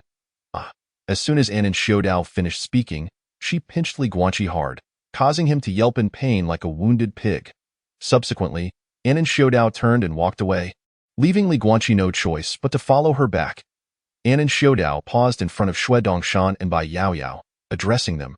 Come, I shall take you to meet Elder Mu, before long. An and Xiaodao led them into one of the palaces. In the center of the courtyard stood a towering ancient tree, nearly overshadowing the entire palace. Beneath the tree, a peacock feasted on meat, though it was unclear what kind of meat it was. Beside the peacock, an elderly man dozed in a recliner, seemingly oblivious to the arrival of An and Xiaodao and the others. An and Xiaodao stepped forward, cupping her hands and softly calling, Elder Mu, upon hearing her voice. The elderly man slowly opened his eyes, a hint of surprise crossing his face as he regarded An and Xiaodao. However, after a prolonged moment of contemplation, he could not recall who she was. An and Xiaodao approached him. Elder Mu, have you forgotten me again? It's me, Xiao, the disciple of Yi Jia. With An and Xiaodao's reminder, Elder Mu seemed to recall, exclaiming, "Oh, Ashio." Yet he still shook his head as if trying to clear his mind, ultimately appearing quite dazed. Anan Xiaodao paid little heed to this, pulling Li Guanqi and Xue Dongshan forward. Elder Mu, these two are disciples who have come from the branch academy. They have yet to be assigned to specific departments. So for now, they will stay at Towei Mountain. During this time, I hope you can look after them. Elder Mu responded clumsily. Good, however. He did not spare a glance at Xue Dongshan or Li Guanqi, merely closing his eyes again and drifting back to sleep. Even the peacock showed no interest in them. Anan Xiaodao clasped her hands. Then we shall not disturb Elder Mu with that. She led Li Guanqi and Xue Dongshan out of the palace. Li Guanqi leaned closer to Anan Xiaodao, puzzled. Given the old man's state, he seems barely able to care for himself. Why does senior sister expect him to look after us? Anan Xiaodao kicked Li Guanqi lightly, explaining, although Elder Mu may be somewhat forgetful, he is the master of Towei Mountain. If you wish to stay here, you must greet him. Whether he looks after you is secondary. The key is to obtain his consent. Oh, Li Guanqi seemed to grasp the concept, though he remained somewhat uncertain. Anan Xiaodao pointed to two adjacent palaces in the distance. You may reside there. During this time, take good care of your training and contemplate how to enhance your scores. There are still 6 months until the 7 Academy competition. You must do your best. With that, Anan Xiaodao turned to leave with Bai Yaoyao. Li Guanqi watched their retreating figures and called out, "Senior sister, I will miss you." Bai Yaoyao and Anan Xiaodao turned in unison. Bai Yaoyao shot Li Guanqi a glare and retorted, "Which senior sister will you miss?" Li Guanqi hastily fell silent, taking a moment to respond with a fawning grin. "I miss both senior sisters." "Both senior sisters?" Bai Yaoyao glared at him again, taking a moment to compose herself before admonishing him with a tone of exasperation. "Li Guanqi, focus on your cultivation here. Do not laze about like you did in the branch academy. Wasting time sleeping and reading those little yellow books." Li Guanqi maintained a fawning smile, replying earnestly, "Yes, I shall heed senior sister's teachings." Anan Xiaodao, hearing this, wore a knowing smile, casting a significant glance at Li Guanqi, and said to Bai Yaoyao, "Let us depart. Do not pay attention to this lecture." With that, she and Bai Yaoyao completely left. Once Anan Xiaodao and Bai Yaoyao had vanished from sight, Xue Dongshan turned to Li Guanqi, his expression stoic. "Li bro, may I inquire, what exactly is a little yellow book?" Li Guanqi looked at Xue Dongshan's serious face, inwardly lamenting. This Xue Dongshan is rather naive, not even knowing what a little yellow book is. Li Guanqi adjusted his attire and explained with righteous indignation. A little yellow book refers to those texts unrelated to cultivation, such as Dream of the Red Chamber or Journey to the West. Oh, Xue Dongshan seemed to grasp it, though he had never even heard of Journey to the West or Dream of the Red Chamber. Nevertheless, he admired Li Guanqi. Despite his seemingly frivolous demeanor, he truly possessed a wealth of knowledge. Li Guanqi took Xue Dongshan's hand, leading him toward the 2 palaces in the distance, while saying, "Xue bro, what if that Shani from the Martial Arts Academy truly comes looking for us to take revenge?" Xue Dongshan replied with a stoic expression, "Then we fight." Li Guanqiuan was momentarily taken aback, then spoke in a tone of negotiation, "Xue Xiong is right. However, since Xue Xiong has already earned points from Monkey 7 on Hongqiao, if someone were to seek revenge, could I be allowed to act first?" Xue Dongshan cast an incredulous glance at Li Guanqiuan, astonished to discover that Li Guanqiuan was, like him, a fervent combat enthusiast. Xue Dongshan replied earnestly, "Since we are kindred spirits, it is only natural that you may." Li Guanqiuan patted Xue Dongshan on the shoulder, exclaiming joyfully, "Excellent, Xue Xiong, how chivalrous." Ha ha ha ha. Chapter 21. The azure sky wild bull and the vast sea mysterious turtle. Li Guanqiuan and Xue Dongshan arrived before 2 palatial structures. Each selecting one to enter, Li Guanqiuan stepped into the palace first, only to find the surroundings adorned with shelves brimming with books. To his surprise, the tomes were haphazardly arranged, leaving him curious whether any of them contained the kind of light reading he enjoyed. As he meandered through the collection, he discovered that the books primarily focused on astronomy and geography, with a few pertaining to cultivation. Yet, one ancient text captivated him.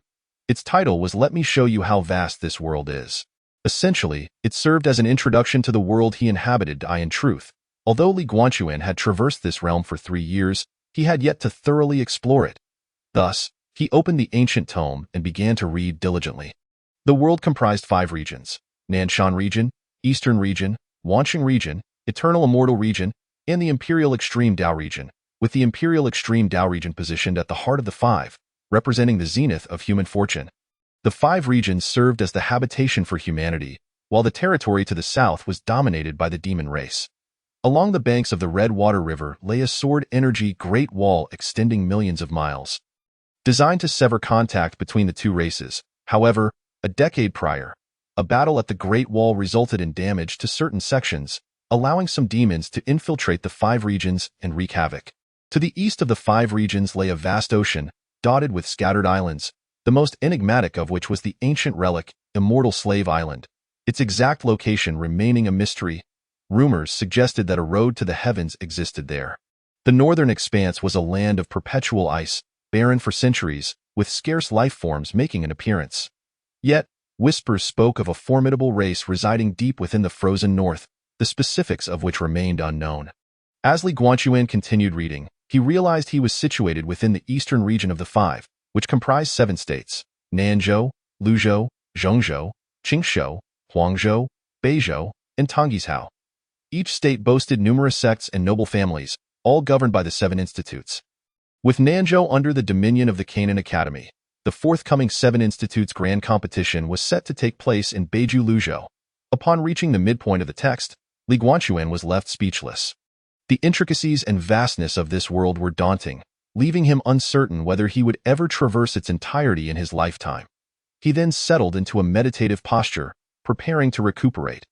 Currently, his martial arts realm stood at the 7th level of Qi training, and in a few days, it would be time for the monthly sign-in. With the enhancements from sign-in points, he anticipated a breakthrough to the Wansheng realm. As for his swordsmanship, he remained at the sword Qi stage. Sensing that, should the opportunity arise, he could coalesce his sword heart at any moment. Yet, the sword heart realm was a formidable barrier for sword cultivators, challenging to surmount, even with the augmentation of sign-in points. Without an understanding of the essence of swordsmanship, he would still find it difficult to solidify his sword heart. Otherwise, he would have achieved it long ago. Furthermore, he still lacked a sword to call his own.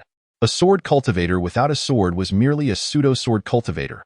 A true sword cultivator's weapon was not a matter of mere selection. It must first be a spiritual sword. A sword cultivator could infuse their own sword Qi into the sword, concealing it within their sea of Qi, thus achieving recognition of ownership by the spiritual sword, which would then be considered their own. Compounding this challenge, a decade ago, the war between humans and demons led to the demise of many human sword cultivators, resulting in a significant decline in the transmission of swordsmanship and spiritual swords. Thus, the quest for a sword that rightfully belonged to him proved exceedingly difficult.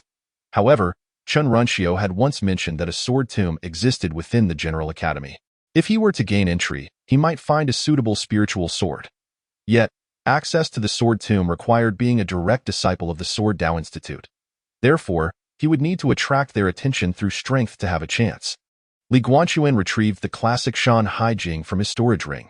Having mastered the rock-shattering fist, he believed he was ready to unlock the 3rd page. Thus, he decided to give it a try. But he could only open the 1st and 2nd pages. No matter what he did, the 3rd and 4th pages remained stubbornly shut. Puzzled, he had no idea what was amiss. Logically, having mastered the 1st page of the rock-shattering fist should allow him to access the subsequent pages. Could it be related to the 2 totems? Li Guanchuan scrutinized the Azure Bull and the Turtle totems on the 2nd page. But what did these totems signify? He attempted to channel a surge of mental energy into the Azure Bull totem. The moment his mental energy was inscribed upon the Azure Bull totem, the inscribed section radiated with a brilliant light, filling the entire space with a cerulean glow. Could it work this way? Li Guanchuan rejoiced, as if he had unearthed a new continent. He then concentrated intently, channeling his mental energy to inscribe the Azure Bull totem. During this process, he discovered that these 2 totems were not mere symbols. They contained a subtle spiritual formation. After an indeterminate passage of time, Li Guanchuan was drenched in perspiration, beads of sweat adorning his forehead. After countless attempts, a complete Azure Bull and Turtle totem finally emerged upon the Shan Hai Jing. The 2 totems shimmered with azure light, seemingly on the verge of leaping from the page. Boom! At that moment, a surge of azure light erupted from the totems, and the 2 symbols sprang to life. Soaring directly into Li Guanchuan's sea of QI.in the next instant, a mysterious voice inexplicably resonated in Li Guanchuan's mind. Azure Sky Wild Bull, manifest.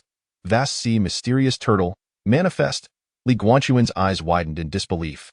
He immediately focused his consciousness within his sea of qi, gazing at the azure bull and turtle that floated above him, utterly bewildered. Attempting to control them with his will, he was astonished to find he could indeed do so. And they emanated an overwhelming power. Initially mere totems, they had transformed into one of Li Guanchuan's trump cards through this moment of inscribing. He sensed that even a Wanxiang realm expert might struggle to withstand a single strike from one of these totems.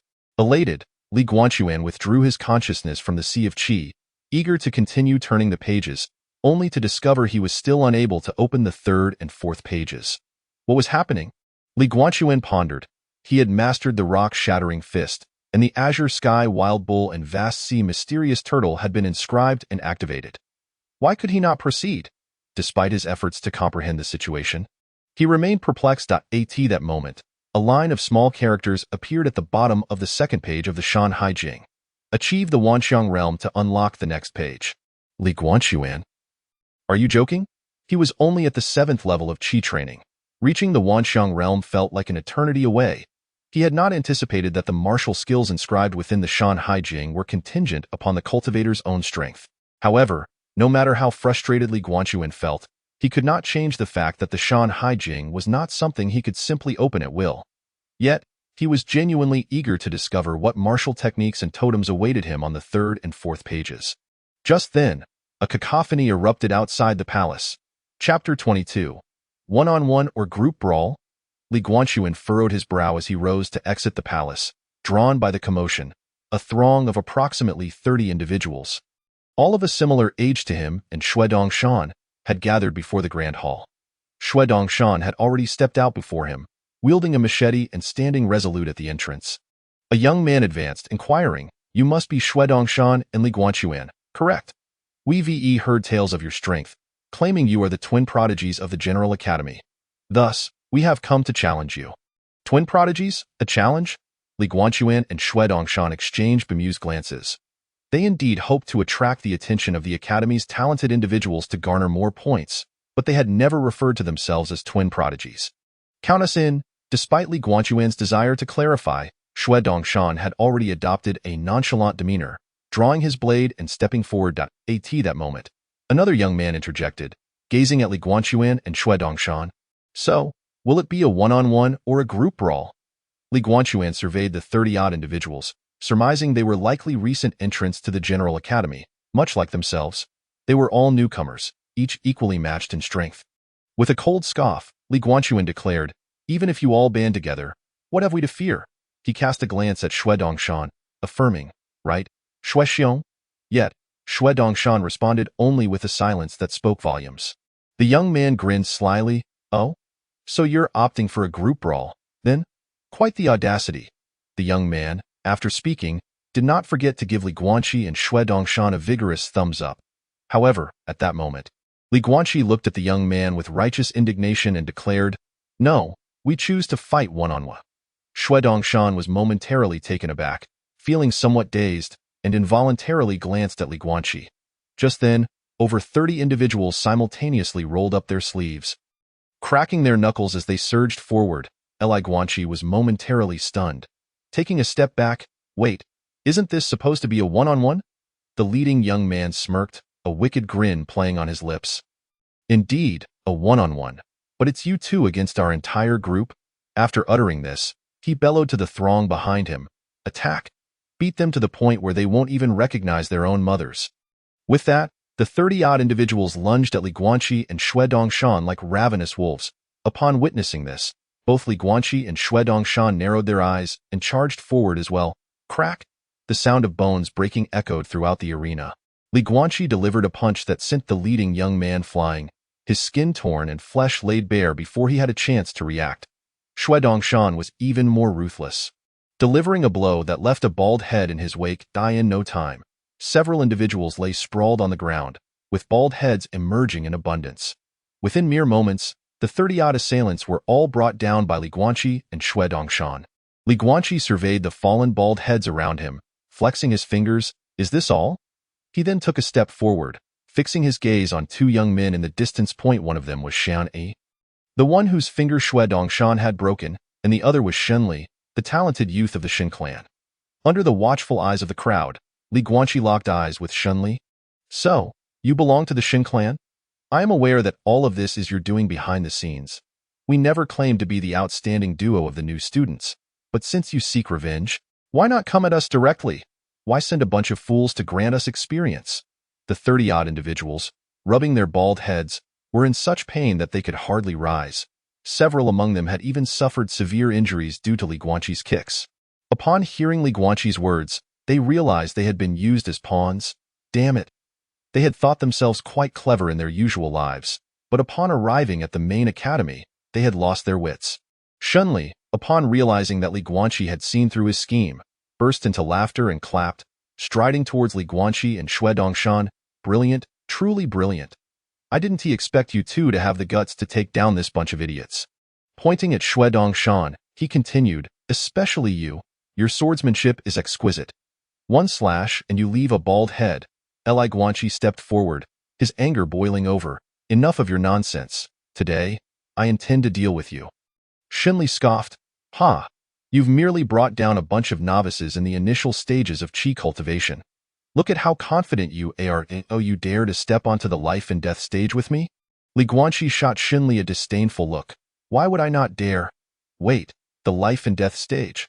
Li Guanqi feigned a look of trepidation. Shen Li mocked. What's the matter? Afraid?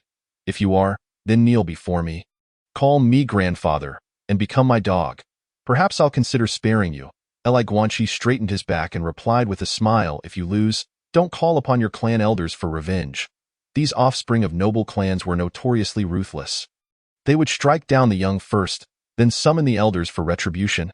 Shen Li chuckled. I would never do such a thing. After a moment's pause, he continued confidently, and besides, I won't lose. Li Guanqi remained cautious, retorting, who wouldn't? If we are to step onto the life and death stage, let us sign a death warrant first. Observing Li Guanqi's fearful demeanor, Shen Li replied, sign it, it's just a minor inconvenience. After all, I certainly won't be the one to die. Ha ha ha. As Shen Li's laughter faded, he produced pen, ink, paper, and an inkstone from his storage ring and swiftly inscribed the words, Life and Death Challenge. Injuries disregarded. He then signed his name, Shen Li. After completing this, he handed the pen to Li Guanqi, who took it, only for Xue Dongshan to step forward. How about I do it? Li Guanqi shook his head. No need. With that, he boldly signed his own name, Li Guanqi. Though unfamiliar with Shen Li, he remembered the name as one of the top 5 on the points leaderboard. Defeating Shen Li would not only earn him his points, but also catapult him into the top ranks. Garnering attention from the Sword Path Academy. A twofold benefit. Although Shen Li was formidable, fortune favored the bold. Li Guanqi believed in his own strength, especially with his hidden trump cards, the Qing Tian Manyo and the Han Hai Xian Gui. Soon, Li Guanqi finished signing and followed Shen Li to a massive green stone arena. The arena measured 100 feet in length and width, surrounded by several towering stone pillars, each enhanced with spiritual formations. News of Li Guanqi and Shen Li ascending the life and death stage quickly spread throughout the Canaan Academy, and before long, thousands gathered around the arena. The crowd was curious, for Shen Li was among the top 5 on the points leaderboard, while Li Guanqi was merely rumored to have come from a branch academy. They were astonished that he dared to confront Shen Li head-on. Chapter 23. I, Li Guanqi, detest being threatened. Brother, hold nothing back. Kill him and avenge me, Shen Li said through gritted teeth, directing his words at Shen Li without any reservations. Shen Li's gaze turned fierce, his voice laced with a gravelly undertone. Rest assured. Brother, if he can still breathe within 3 moves, I am not your brother. The onlookers gasped, sweat beading on their brows for Li Guanqi. Shen Li was not only one of the top 5 on the leaderboard, but also the foremost genius of the martial arts academy. A direct descendant of the Shin clan. The weight of his reputation alone was enough to ensure Li Guanqi's demise. Shen Li's declaration left no doubt that he intended to ensure Li Guanqi would not leave the life and death stage alive. As soon as Shen Li's words left his lips, he soared into the air, landing directly on the life and death stage. Li Guanqi followed closely behind him. Was he afraid? To be honest, Li Guanqi felt a twinge of fear. But life was about showing one's mettle. Forget all the twists and turns.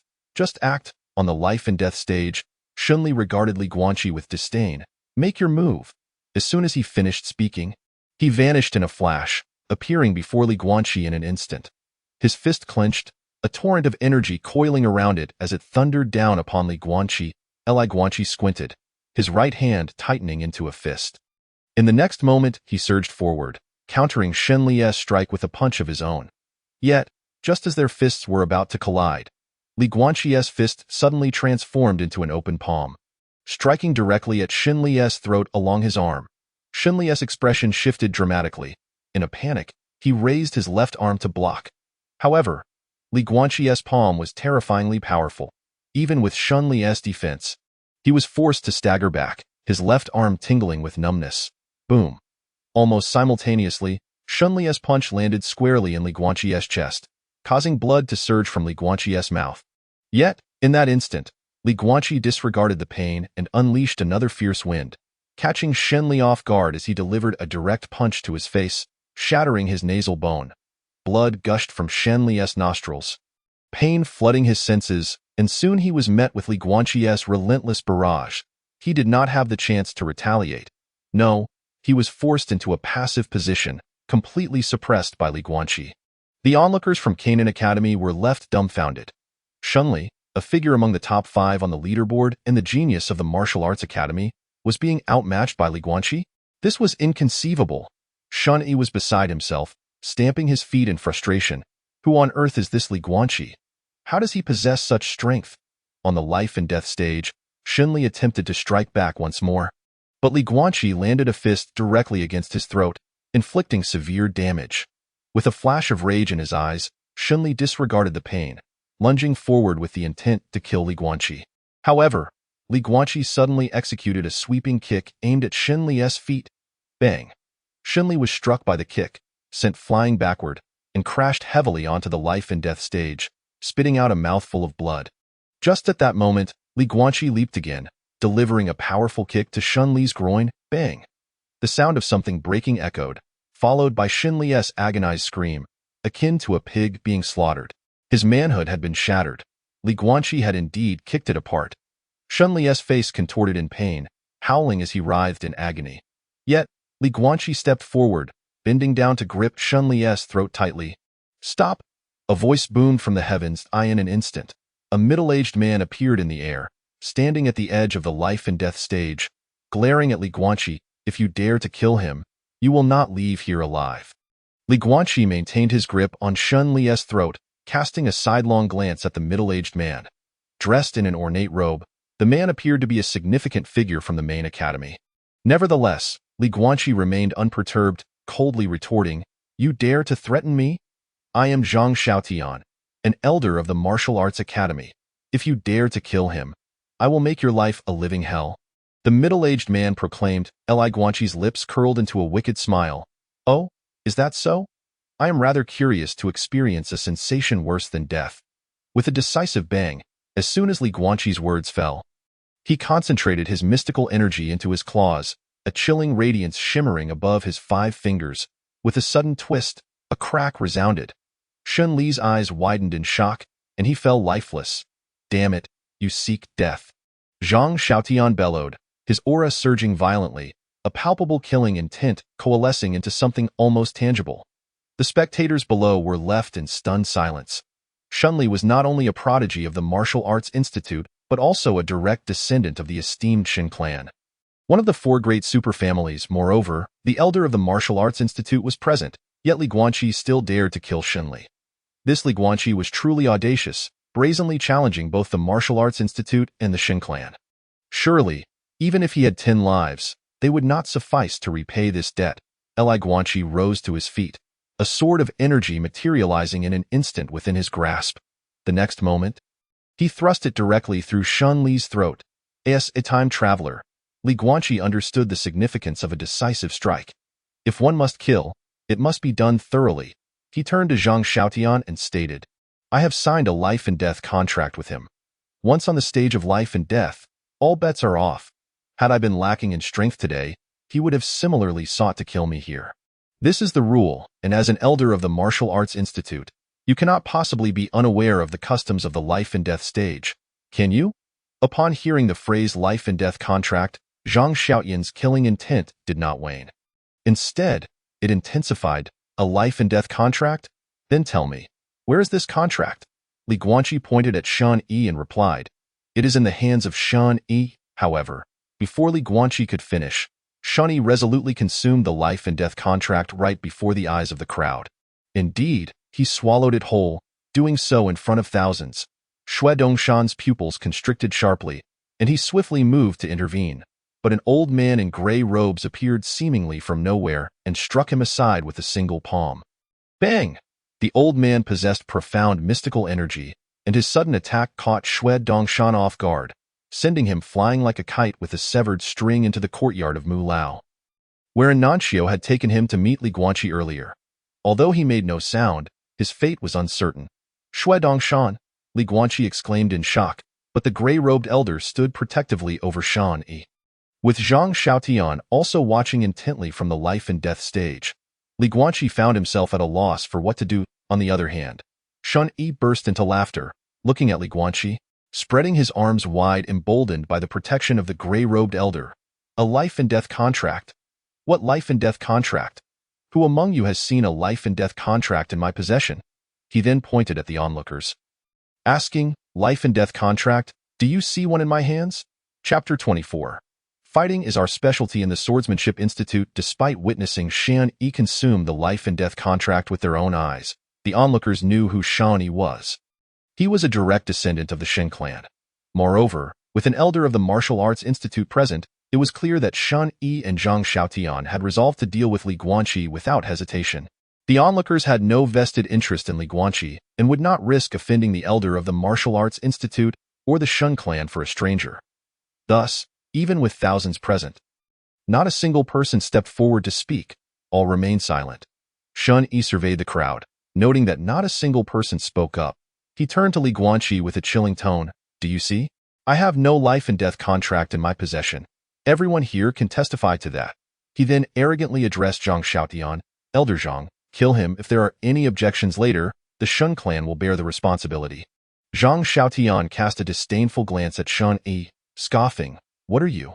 Shan Yi? You hardly even stand on the periphery of the Shen clan, yet here you are, trying to dictate terms. You, a mere yellow-haired brat, think you can represent the Shen clan? Utterly ludicrous. His actions were motivated solely by the talent of Xin Li and the audacity of Li Guanqi's provocation, not because of Shan Yi's insignificance. Zhang Xiaotian turned his gaze back to Li Guanqi on the life and death stage, smirking. Do you see?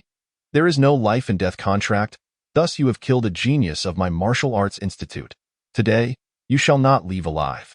As soon as Zhang Xiaotian finished speaking, a phantom hand lunged toward Li Guanqi, crimson as blood, exuding a palpable aura of death. The air trembled as Zhang Xiaotian clearly intended to deliver a fatal blow to Li Guanqi.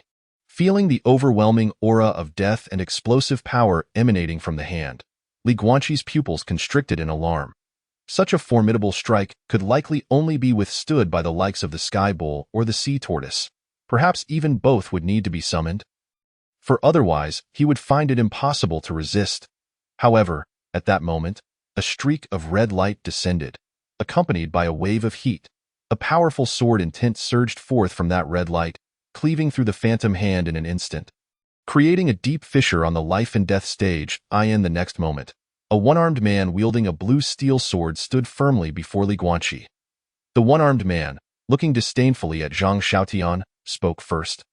Zhang Xiaotian, it has been 10 years, and I never expected your Martial Arts Institute to remain as shameless as ever. Upon recognizing the man, Zhang Xiaotian's expression darkened. Chun Xingyuan, mind your own business.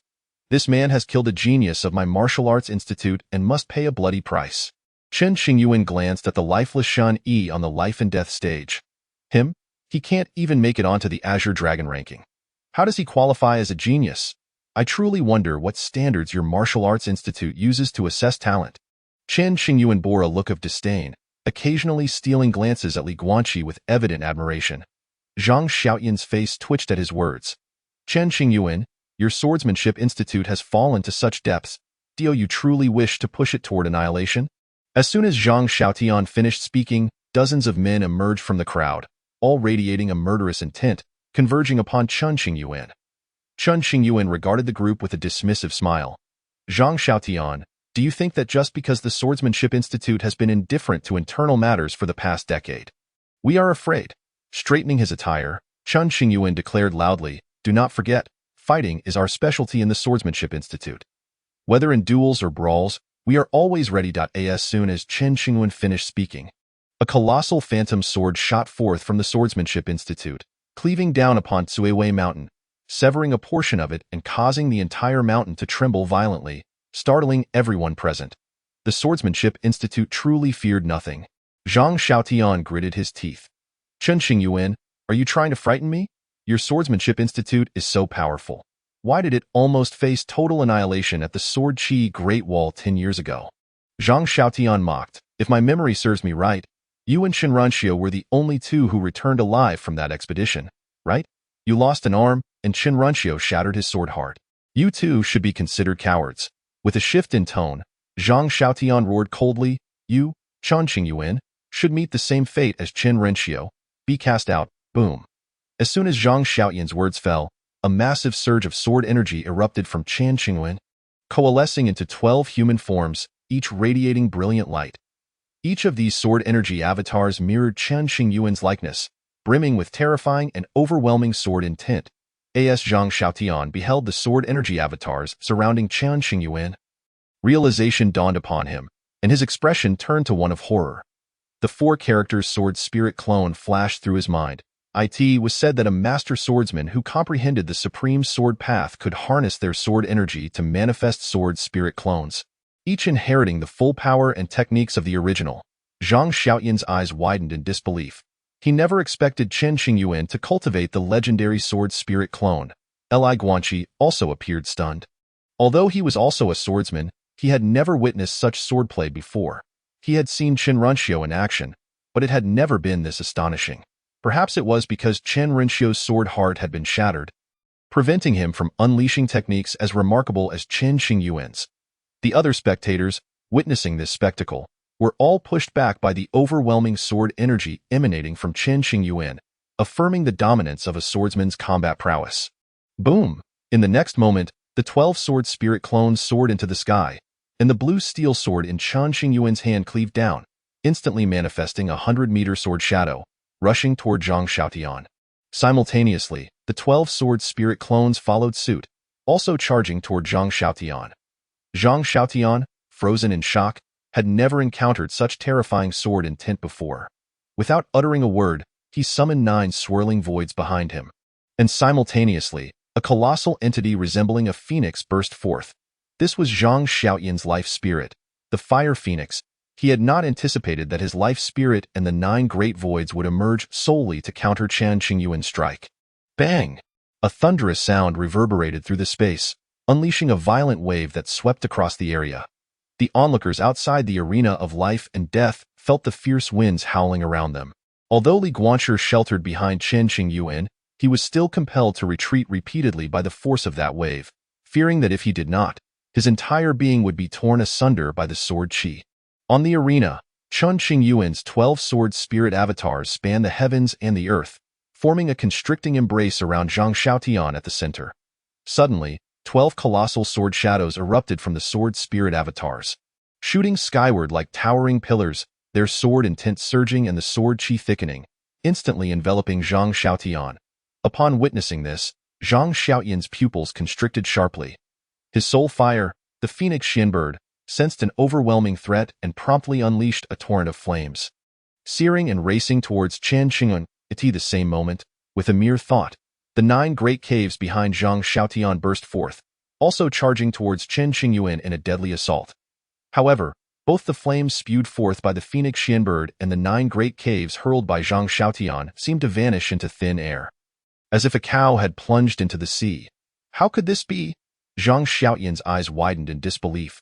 Just then, he felt an invisible force weighing down upon him, causing his internal energy to uncontrollably surge forth. Unwilling to accept the grim reality before him, he erupted in a furious roar. Zhang Xiaoyan's energy leaked uncontrollably.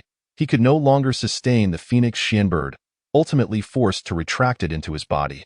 The scene on the arena of life and death caused the onlookers to gasp in astonishment once more. They had not anticipated that the combat prowess of the sword cultivators was so fearsome. The Sword Dao Academy had remained silent for a full decade. During these 10 years, the Academy had turned a blind eye to the events occurring within the main institute. Furthermore, the heads of other schools and the elders of various departments had united to demote the previous academy head, Qin Renxiu, to the eastern capital's Canaan Academy branch.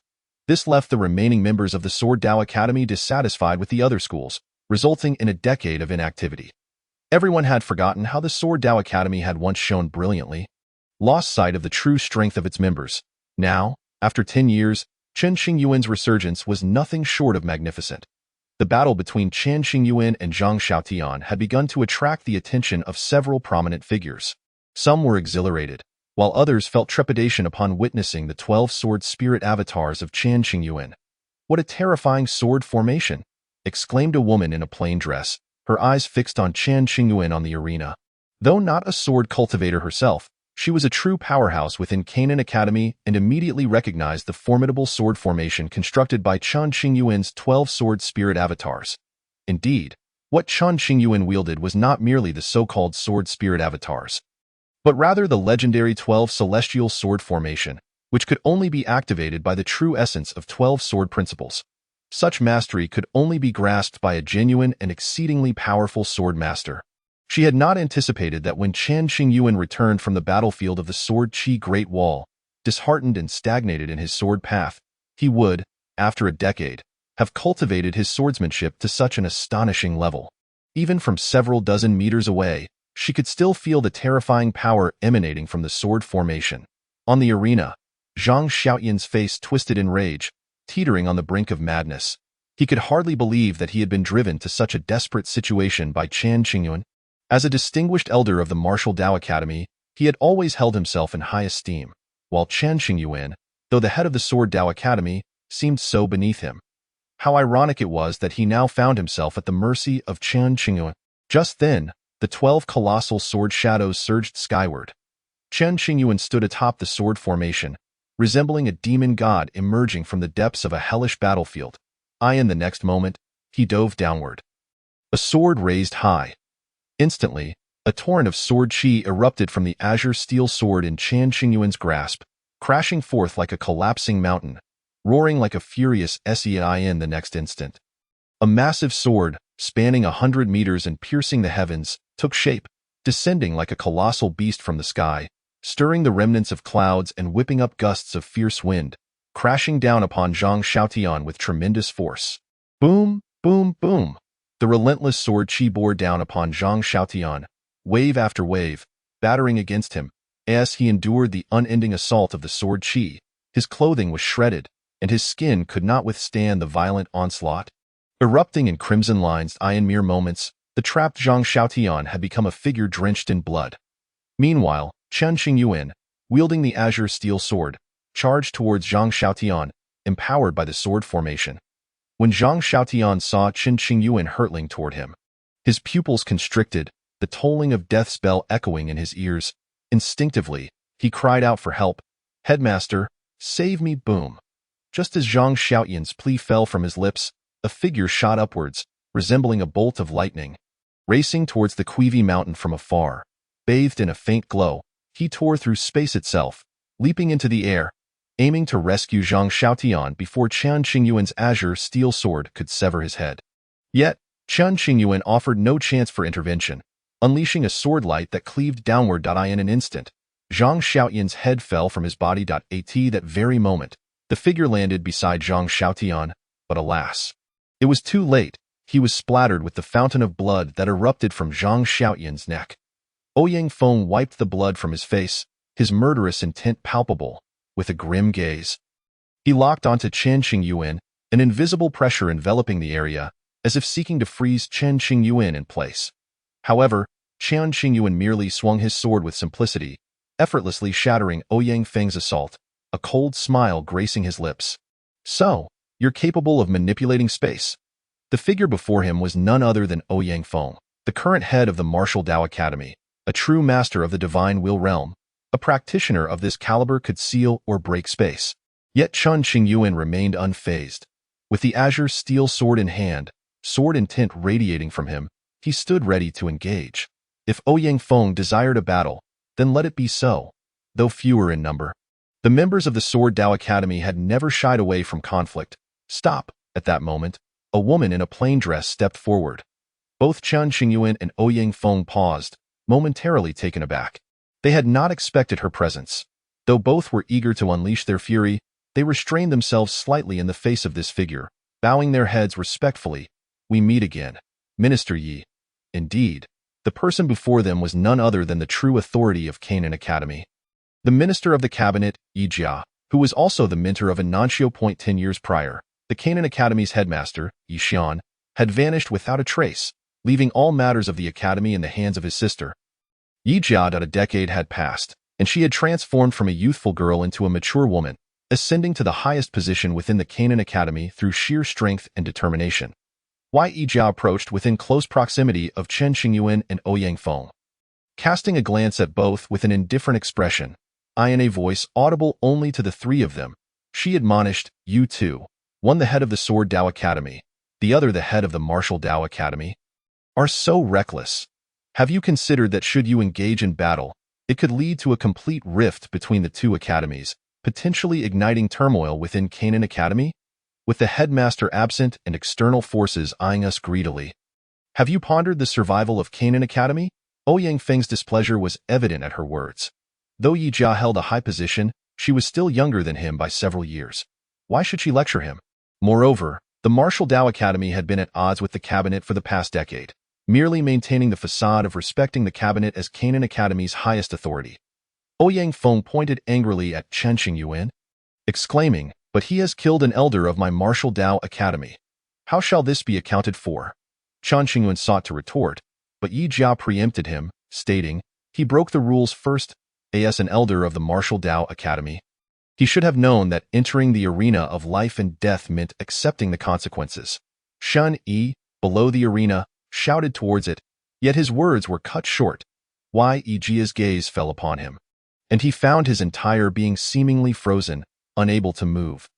Even speech eluded him, as a powerful pressure enveloped him. Yi Jia warned him coldly, "If you wish to live, keep silent. Do you truly believe I am unaware of your actions in the arena? Had it not been for the Shen clan's influence, you would have long since been reduced to a mere puddle of flesh." As the current authority of Canaan Academy, Yi Jia was acutely aware of every movement within the institution. There was no room for deceit or trickery before her. Within the confines of Canaan Academy, her informants were everywhere. Ouyang Feng, incredulous, could hardly fathom that in Yi Jia's eyes, the life of a Martial Dao elder held so little value. Pointing at Li Guanshi in the distance, he lamented, "Minister Yi, are you truly so biased simply because that brat is Chen Renxio's disciple? It is widely known that there once existed an indescribable past between Chen Renxio and Yi Jia within the academy.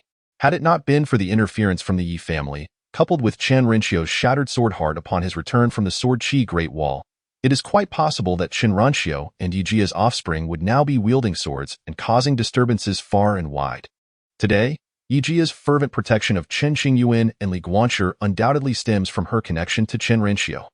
Chen Qingyuan is Chen Renxio's junior disciple, while Li Guanshi is one of Chen Renxio's students, both holding significant positions by his side. Ouyang Feng, growing increasingly agitated, was interrupted by Yi Jia, who, with a stern expression, admonished, "Ouyang Academy head, let us be clear. Do not mix issues."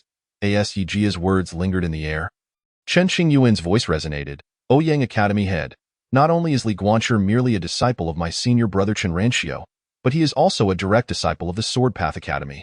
If your martial arts elder seeks to harm my direct disciple, what fault is it of mine if I retaliate?"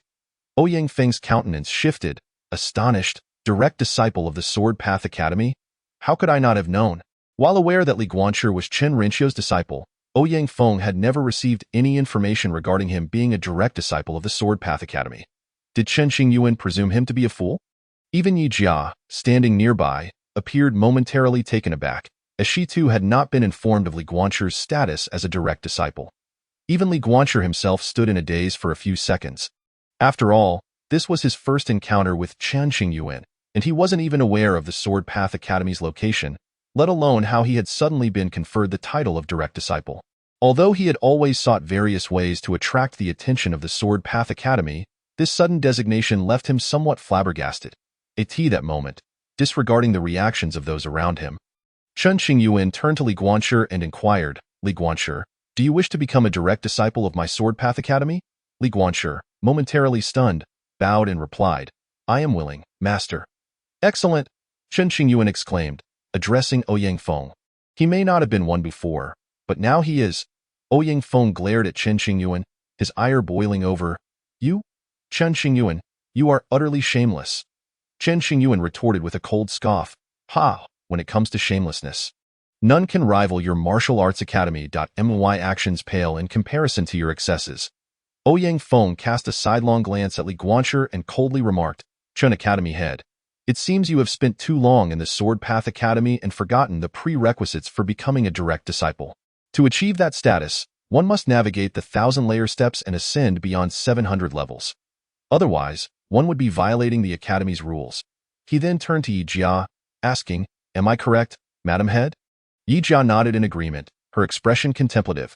However, Chen Xingyuan remained unfazed, casually stating, "Let them ascend as they wish. The mere 1,000-layer steps are trivial. My direct disciples of the Sword Path Academy are expected to start from a baseline of 800 levels. 800 levels. Upon Chen Xingyuan's declaration, the crowd erupted in astonishment. While it is true that disciples of the Sword Path Academy are often exceptionally gifted, such a claim of a baseline of 800 levels seemed excessively grandiose. Did Chen Xingyuan regard direct disciples as something easily acquired?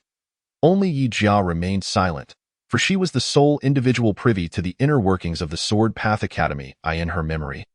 It was indeed true that disciples typically ascended the 1,000-layer steps, seldom falling short of 800 levels. However, Li Guanxi, despite being Chen Renxio's closed-door disciple, had a rather poor reputation, having reportedly ranked last for 2 consecutive years at the Eastern Capital Branch. Yet somehow, he had arrived at the main academy this time. Thus, upon hearing Chen Xingyuan's assertion of an 800-level baseline, Yi Jia felt a flicker of concern for him being publicly humiliated. Meanwhile, Ouyang Feng regarded Chen Xingyuan with a look of incredulity, admonishing, "Academy head Chen, do not be overly confident. You may find yourself at a loss for how to conclude this." Yet Chen Xingyuan remained resolute. Responding, "Ouyang Academy head, simply wait and see what the outcome shall be." With those words, Chen Xingyuan seized Li Guanxi and soared through the air toward the location of the 1,000-layer steps. The onlookers, intrigued, followed suit, eager to witness the veracity of Chen Xingyuan's claim regarding the Sword Path Academy's direct disciples and their supposed baseline of 800 levels. Some were filled with anticipation, while others sought to witness the Sword Path Academy's downfall. Yi Jia and Ouyang Feng swiftly vanished from sight, heading toward the 1,000-layer step square, where a throng of over 1,000 individuals congregated. The 2 elders guarding the 1,000-layer steps stood in bewilderment, entirely unaware of the unfolding events. Just then, Chen Xingyuan and a young disciple landed gracefully. Did someone intend to challenge the 1,000-layer steps? However, they had received no instructions from Madame Head Yi regarding any such endeavor. The 2 elders exchanged glances, then turned their attention to Li Guanxi and Chen Xingyuan. Even though Chen Xingyuan was the head of the Sword Path Academy, he was notoriously difficult to approach. Furthermore, no one had attempted the 1,000-layer steps in recent years, leaving them puzzled as to his intentions. At that moment, the air trembled violently as 2 figures materialized simultaneously, Yi Jia and Ouyang Feng. The 2 guardians of the 1,000-layer steps dared not act rashly. Upon seeing Yi Jia, they stepped forward and bowed in unison. "We pay our respects to Madame Head Yi." Yi Jia nodded in acknowledgement and addressed the 2 elders. "Chen Xingyuan, the head of the Sword Path Academy, intends to bring someone to challenge the 1,000-layer steps. I appreciate your assistance." The 2 guardians exchanged concerned glances, but ultimately accepted the directive. Responding in unison, understood. They then approached Chen Xingyuan and Li Guanxi, with one elder instructing Li Guanxi, "The 1,000-layer steps primarily test one's cultivation talent. The stronger the talent, the higher the steps one can ascend. However, there are 6 levels of spiritual formations enhancing the steps, creating increasing resistance as one ascends. Should you find it unbearable, do not force yourself. Simply shout 'Ah!' and the 1,000-layer steps will return you safely. Remember, do not push yourself, or you risk damaging your foundation. Do you understand? Li Guanxi replied, I understand, esteemed elders. The two elders nodded approvingly, relieved to finally encounter a disciple of the Sword Path Academy who was not obstinately stubborn. Meanwhile, Chen Xingyuan reassured Li Guanxi, do not worry, my dear disciple. Treat the 1,000-layer steps as merely climbing stairs. Upon uttering these words, the previously satisfied expressions of the two guardians stiffened, and they could not help but roll their eyes at Chen Xingyuan. Did he think ascending the 1,000-layer steps was child's play? Ouyang Feng, too, could not contain his disbelief at the audacity of the Sword Path Academy's members. Did they not comprehend the meaning of humiliation? Li Guanxi, unaware of the relationship between Chen Xingyuan and Chen Renxiu, was momentarily taken aback by being addressed as dear disciple. However, he chose not to inquire further and instead accepted a jade token from the guardians before stepping onto the 1,000-layer steps. Chen Xingyuan turned his gaze to Ouyang Feng, his demeanor gentle and unassuming. You harbor ill intentions toward my disciple. This was not a question but a firm assertion. Ouyang Feng scoffed. What is he but a nobody? Even if he is a disciple of Chen Renxiu, should he fail to ascend beyond 700 levels, he cannot be considered a direct disciple of the Sword Path Academy. If he is not a direct disciple, I can eliminate him without consequence, and even you, Chen Xingyuan, will not be able to intervene. Yet, Chen Xingyuan merely smiled slightly. Oh. Observing Chen Xingyuan's unshakable confidence, Ouyang Feng's frustration mounted. He glared at Chen Xingyuan, demanding, What, do you intend to defend him? Chen Xingyuan, watching Li Guanxi on the 1,000-layer steps, replied coolly, No. Ouyang Feng bellowed. If not, then what are you saying? Chen Xingyuan tilted his head to regard Ouyang Feng, maintaining a seemingly harmless smile. I meant, you no longer have the opportunity. No opportunity? Ouyang Feng inquired, perplexed. Following Chen Xingyuan's gaze toward the 1,000-layer steps, he saw Li Guanxi moving with astounding speed, surpassing even the pace of running on solid ground. Li Guanxi, feeling insufficient momentum, ascended and descended repeatedly, sprinting back and forth. What sorcery was this? The onlookers widened their eyes in astonishment. They too had traversed the 1,000-layer steps, but never had they witnessed someone navigate them with such agility. Freak, monster, devil. Various exclamations filled the air. Ouyang Feng was left utterly dumbfounded. This is simply extraordinary. Who exercises on the 1,000-layer steps? Just then, Li Guanxi ceased his playful antics and surged forward with renewed vigor. His speed was remarkable. The two guardians instantly stiffened, raising a jade token inscribed with the number 700, exclaiming, The monitoring token has activated. 700 levels. As soon as his words fell, the atmosphere erupted in chaos. Yet, mere moments later, the elder's voice boomed again. By heavens, 800 levels. What? 800 levels? Ouyang Feng could hardly believe it. Was it truly possible that Chen Xingyuan's casual assertion had manifested into reality? It is impossible. Absolutely impossible. Yet, an even greater shock looms ahead. 900 steps. The elder guardian's eyes widened in disbelief as he glanced at the monitoring jade plate in his hand, staring at the glaring Arabic numeral 900. Utterly dumbfounded as he exclaimed, 900 steps.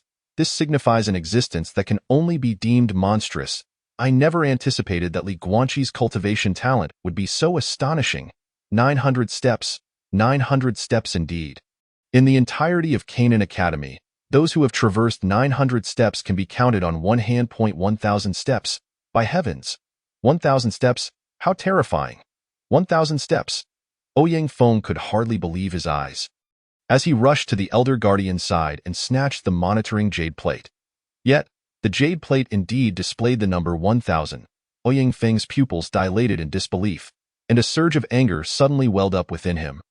Rendering his mind blank, his body then collapsed straight down, his consciousness fading. Even Yi Jia was momentarily stunned, hastily calling upon several martial arts academy disciples to carry Ouyang Feng back, admonishing them to treat him with care. Watching as Li Guanxi vanished from sight atop the 1,000-layer ladder, Yi Jia trembled all over, a shiver also running through Chen Xingyuan. The 1,000-layer ladder has existed since time immemorial, predating even the establishment of Canaan Academy. They had no knowledge of its origins, only that it could gauge the cultivation talents of disciples. However, since the founding of the academy, no one had ever managed to ascend the final step. Even Chen Ranxio, the renowned sword immortal of the human race, could only reach the 999th step. Yet, Li Guanqi had breached the 1000th step, shattering Canaan Academy's historical record. Boom. Just as the crowd was engulfed in astonishment, at the end of the 1000-layer ladder, a radiant 7-colored glow erupted, soaring into the heavens. The sky above Canaan Academy was instantly shrouded in a kaleidoscope of colors, transforming the entire academy into a realm of fairyland. All disciples of Canaan Academy emerged, gazing at the spectacle above, utterly dumbstruck. Such a sight had not been witnessed in centuries. Some even took out recording stones to capture the beauty of the 7-colored glow. In the courtyard, Elder Moose suddenly opened his eyes wide, shaking off his usual dazed demeanor and becoming acutely aware. Meanwhile, the peacock bird, incessantly consuming meat, seemed to have attained enlightenment, its body radiating with a dazzling light. Terrifying pressure emanated from it, instantly enveloping the entire Tsuewei mountain. Its overwhelming aura spread far and wide. The prominent figures within Canaan Academy opened their eyes, directing their gazes towards Tsuewei Mountain. Yi Jia and Chen Xingyuan could not help but turn their attention in that direction, yet they dared not approach, for it was a presence far too terrifying for their realm to confront. Chapter 28. Welcome home. Meanwhile, at the summit of the 1000-layer ladder, Li Guanqi stepped into a hidden space. This space was shrouded in chaos, the sky above a dark red veil, filled with countless stars that nonetheless felt suffocating. Boom! Suddenly, a deafening sound reverberated through the air, as if the dark red sky was being torn asunder. In the next moment, a woman in a blood-red gown descended, stepping upon 9 colored talismans, shattering the void as various paths beneath her feet were obliterated in an instant. Clutching a silver spear in her hand, she exuded a striking presence, her eyes indifferent, as if all beings were but ants in her sight. Approaching Li Guanqi, her face betrayed no emotional fluctuations, yet her heart trembled slightly. She had not expected that, after millennia, someone could withstand the encroachment of her blood formation. She raised the silver spear, resting its tip against Li Guanqi's brow, declaring, "From this day forth, I shall be your guardian." What? Li Guanqi's expression stiffened. "Do you have any objections?" No. Li Guanqi found himself at a loss for words, gazing at her exquisitely beautiful face, swallowing hard. Before her, even breathing felt laborious. The oppressive aura surrounding her was so formidable that it seemed that with just a flicker of her anger, the entire universe would dissolve into nothingness. The woman in the blood-red gown cast a satisfied glance at Li Guanqi, then infused 3 strands of spear intent into his brow, stating, "This is my 3 strands of invincible intent. To protect you thrice." She then gently added, "Little one, I look forward to your return." With that, she stepped into the void, vanishing beyond the dark red night sky. Li Guanqi stared at her disappearing silhouette, the various paths beneath her feet fading into oblivion, unable to find tranquility for a long while. What manner of being was she, moreover, when she spoke of returning? Returning to where? The following day, Li Guanqi, still in a daze, heard the voice of the woman in the blood-red gown echoing in his mind. Within his consciousness resided 3 droplets resembling blood pearls. Upon summoning them, they would fly forth from his awareness. Li Guanqi, in his haze, seemed to hear the sound of sword practice, yet his eyelids felt unbearably heavy, and no matter how hard he tried, he could not open them. After struggling for a considerable time, he finally managed to open his eyes. Awake? At the moment Li Guanqi opened his eyes, a voice emanated from beside his bed. Upon closer inspection, he discovered it was Chen Qing. "Where is this?" Li Guanqi inquired, surveying the unfamiliar surroundings. Chen Xingyuan, wearing a serene smile, replied, "Oh, this is the Sword Dao Academy. Yesterday, when you ascended the 1000-layer ladder, you shattered Canaan Academy's record for the highest ascent, but somehow, you fell from the ladder. So I had someone bring you back to the Sword Dao Academy." Chen Xingyuan then rose, extending his right hand earnestly, saying, "Li Shizi, welcome home." "Home?" Li Guanqi sat up, feeling somewhat dazed, yet an inexplicable sense of melancholy welled up within him. Home. It had been 3 years since he had last heard that word. After transmigrating to this world, Li Guanqi had no family. He knew nothing of this body's past or lineage, only that Chen Runxio was his teacher and Bai Yao Yao was his senior sister. Although they treated him like family, there remained an inherent distinction. Indeed, home. Chen Runxiu is your teacher, and this is where he once resided, Chun Qingyuan added. Upon hearing this, Li Guanqi got off the bed and carefully surveyed the room. Astonished to find that this was indeed where his teacher Chen Runxiu had once lived. Chun Ying continued, I am his junior brother. You may refer to me as Shishu. Li Guanqi promptly grasped Chen Qingyuan's outstretched hand. Expressing gratitude, thank you, Shishu, for intervening on Cuiwei Mountain. Had it not been for Chen Qingyuan's timely assistance on Cuiwei Mountain, Li Guanqi would have likely met his end at the hands of Zhang Xiaotian or Ouyang Feng. Chen Qingyuan replied, we are family, no need for thanks. Releasing Li Guanqi's hand, Chen Qingyuan remarked, your teacher is not here, so you may reside here from now on. Since he left, half of Qingshan has fallen into disrepair. Very well, I shall impose upon you then, Li Guanqi responded. After a pause, he added, Shishu, I have one more request. Speak, Chen Qingyuan encouraged. Do not yet possess a sword of my own, Li Guanqi admitted, feeling a twinge of embarrassment, thus only stating half of his thought. However, Chen Qingyuan, being exceptionally astute, smiled and said, simple enough. It's just a sword and I will personally take you to the Nan Mountain Sword Tomb to select one. Li Guanqi quickly clasped his hands in gratitude, exclaiming, thank you, Shishu.